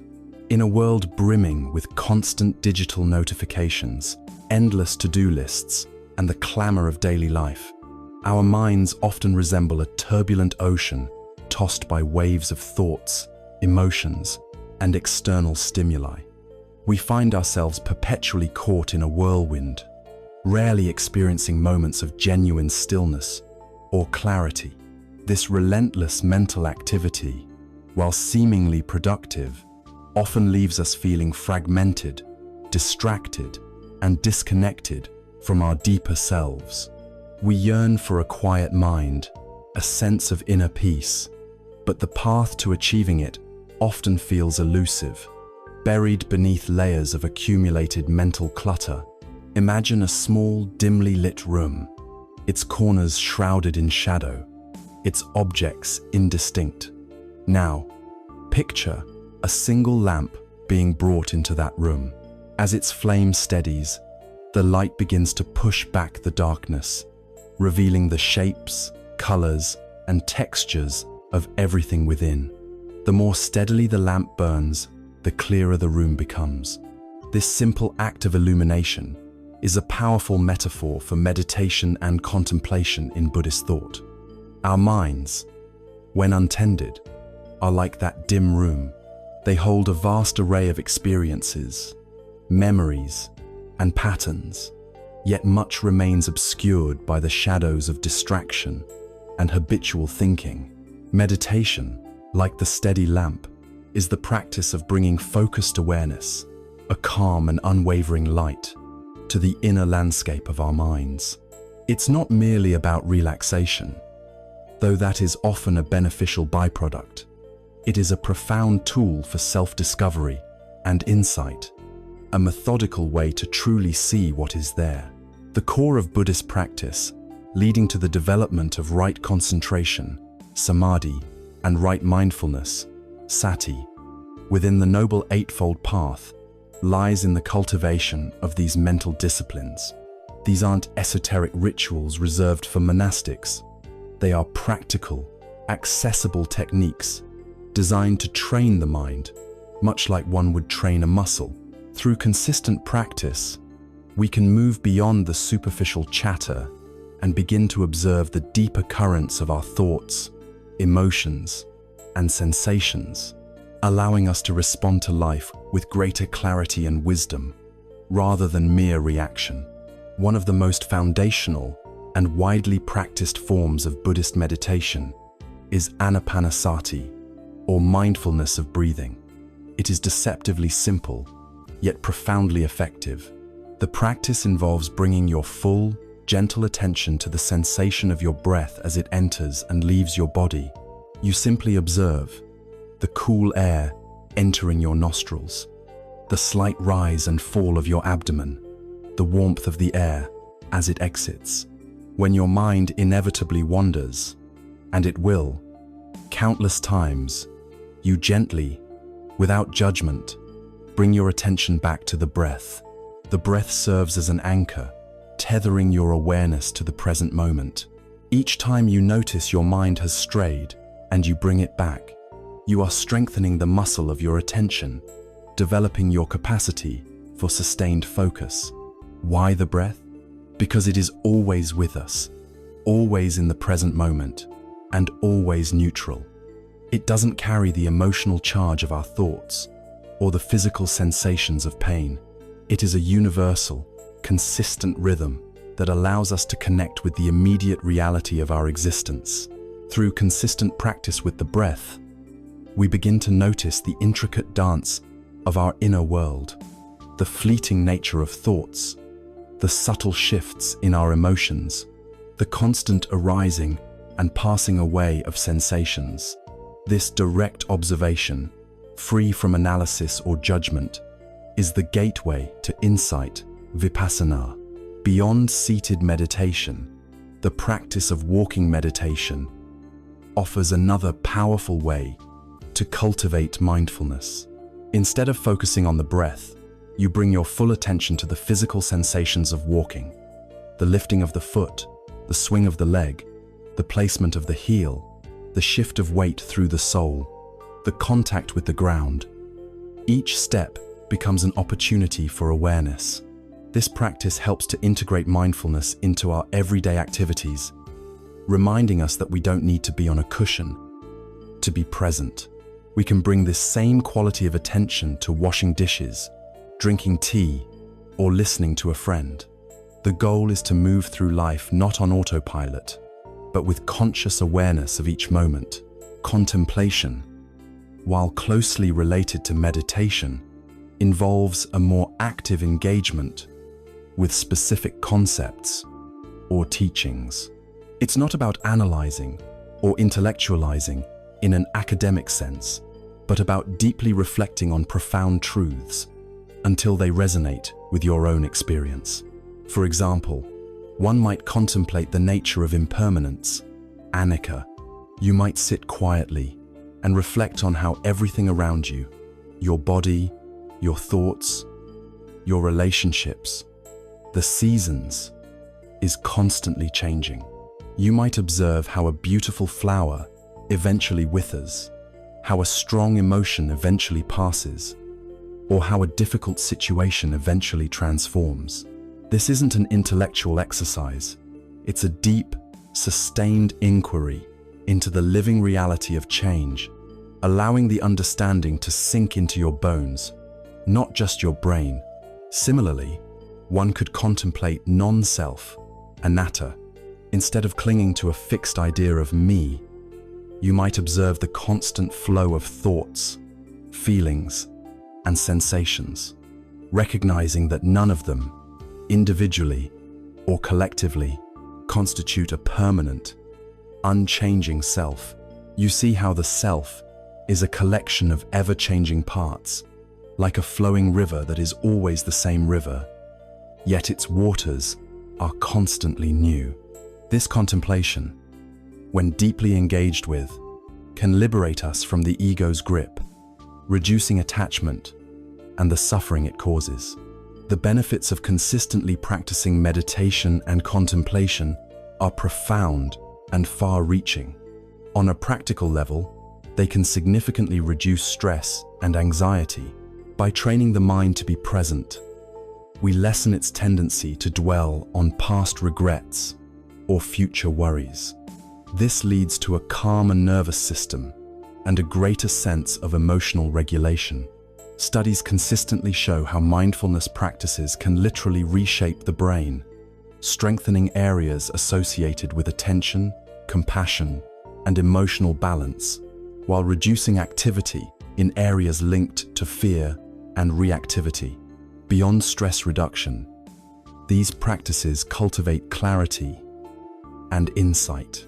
When the turbulent waters of the mind settle, the sediment of confusion and illusion begins to fall away, revealing a deeper, clearer understanding of ourselves and the world. We begin to see our habitual patterns, our emotional triggers, and the root causes of our suffering with startling precision. This insight is not theoretical knowledge. It is a direct, experiential knowing that empowers us to make wiser choices and respond to challenges with greater skill. Meditation and contemplation also foster compassion and empathy. As we become more aware of our own inner workings, we naturally develop a deeper understanding of the shared human experience. We recognize that others, too, are navigating similar struggles, driven by similar desires and fears. This recognition cultivates a profound sense of connection and a natural inclination to act with kindness and understanding towards all beings. In essence, meditation and contemplation are not merely practices. They are a way of life. They are the crucible in which our wisdom is forged and our compassion is refined. They offer us the invaluable opportunity to step out of the endless cycle of automatic reactions and into a space of conscious choice. They allow us to truly wake up to the richness of each moment, to engage with life fully, and to discover the innate peace and wisdom that lies dormant within us, waiting to be illuminated. Just as the lamp steadily burns away the shadows in the room, so too can our consistent practice of mindfulness and contemplation reveal the inherent clarity and boundless potential of our own minds, leading us towards a life lived with greater awareness, freedom, and profound inner peace. We have journeyed through the profound depths of Buddhist wisdom, from understanding the nature of suffering and its origins, to meticulously exploring the practical pathway of the Noble Eightfold Path. We've peeled back the layers of illusion to grasp the transient nature of existence through impermanence and non-self, and cultivated the boundless qualities of loving kindness and equanimity. We've learned to release the suffocating grip of fear, embrace the liberating power of acceptance, and unmask the deceptive allure of materialism, turning our gaze inward for genuine happiness. Finally, we've explored the transformative power of meditation and contemplation, the very crucible where clarity and insight are forged. Now, we stand at the threshold of integrating these profound insights into the fabric of our daily lives, moving beyond intellectual understanding to truly live an awakened and enlightened life. Consider the ancient parable of the raft. A person traveling across a vast, dangerous river encounters many obstacles. With great effort, they build a sturdy raft, which helps them safely navigate the treacherous waters to the other shore. Once across, what do they do with the raft? Do they hoist it onto their shoulders and carry it with them for the rest of their journey on dry land? Or do they leave it behind, recognizing its purpose has been fulfilled? The Buddha taught that his teachings are like this raft. They are invaluable tools for crossing the river of suffering to the shore of liberation. Once we reach the other side, once we have internalized these truths and they have become part of our being, we don't cling to the raft itself. We don't get stuck in rigid dogma or intellectualizing. Instead, we let the teachings dissolve into the lived experience of wisdom and compassion, freely navigating life's terrain with inherent clarity and peace. Living an awakened life is not about achieving a static, perfect state and then simply existing there. It is a dynamic, ongoing process of applying these principles in every moment, every interaction, every challenge. It means cultivating a heightened state of mindfulness in all our actions, from the mundane to the monumental. When you eat, truly taste the food. When you listen, truly hear the words. When you walk, feel each step. This constant, gentle awareness transforms ordinary moments into opportunities for connection and understanding. It means seeing the interconnectedness of all things, recognizing that our actions, thoughts, and words ripple outward, affecting not only ourselves, but also those around us and the wider world. One of the most powerful ways to embody an awakened life is through the cultivation and expansion of compassion, karuna, and boundless loving kindness, metta. Having deeply explored these concepts, the next step is to actively weave them into our daily fabric. It means consciously choosing to respond to anger with patience, to fear with courage, and to suffering with empathy. When you encounter someone struggling, your first impulse, informed by these teachings, isn't to judge or recoil, but to extend a silent wish for their well-being, to offer a kind word, or to lend a helping hand, if appropriate. This isn't naive idealism. It's a profound recognition of our shared humanity and the understanding that true happiness flourishes when we contribute to the well-being of others. Imagine a single candle lighting another and another. Soon, a room is filled with light. Our acts of compassion are like these flames, spreading warmth and illumination. An awakened life also means embracing equanimity, upekkha, not as indifference, but as a balanced and spacious awareness that allows us to meet both joy and sorrow with an even mind. Life will inevitably present us with ups and downs, successes and failures, praise and criticism. If our internal peace is solely dependent on external circumstances being favorable, we will be constantly buffeted by the winds of change. Equanimity trains us to observe these fluctuations without being swept away by them. It's like being the calm center of a spinning wheel. The rim may be moving rapidly, but the hub remains still. This doesn't mean suppressing emotions. It means recognizing their impermanent nature and not allowing them to hijack our inner peace. We feel anger, sadness, joy, but we don't become them. We observe them, understand their transient nature, and let them pass. Crucially, living an awakened life involves a commitment to continuous learning and self-reflection. The path of awakening is not a fixed destination, but an ongoing journey of refinement. This means regularly engaging in contemplation, perhaps through journaling, thoughtful reading, or discussing profound ideas with like-minded individuals. It involves asking ourselves challenging questions. Where am I still holding on? Where can I be more compassionate? How can I respond to this situation with greater wisdom? This gentle, yet persistent self-inquiry prevents stagnation and ensures that our understanding deepens over time, adapting to the ever-changing landscape of our lives. Furthermore, an enlightened life is about recognizing our interconnectedness with all beings and the environment. The Buddhist understanding of dependent origination, pratitya samutpada, reveals that nothing exists in isolation. Everything arises in dependence on other factors. This insight naturally fosters a deep sense of responsibility towards our planet and all its inhabitants. It encourages us to live more sustainably, to practice non-harming, and to advocate for justice and peace. Our personal awakening becomes inextricably linked to the well-being of the collective. We understand that our individual peace is enhanced when we contribute to a more peaceful world. The journey of awakening can, at times, feel challenging. There will be moments of doubt, frustration, and old habits resurfacing.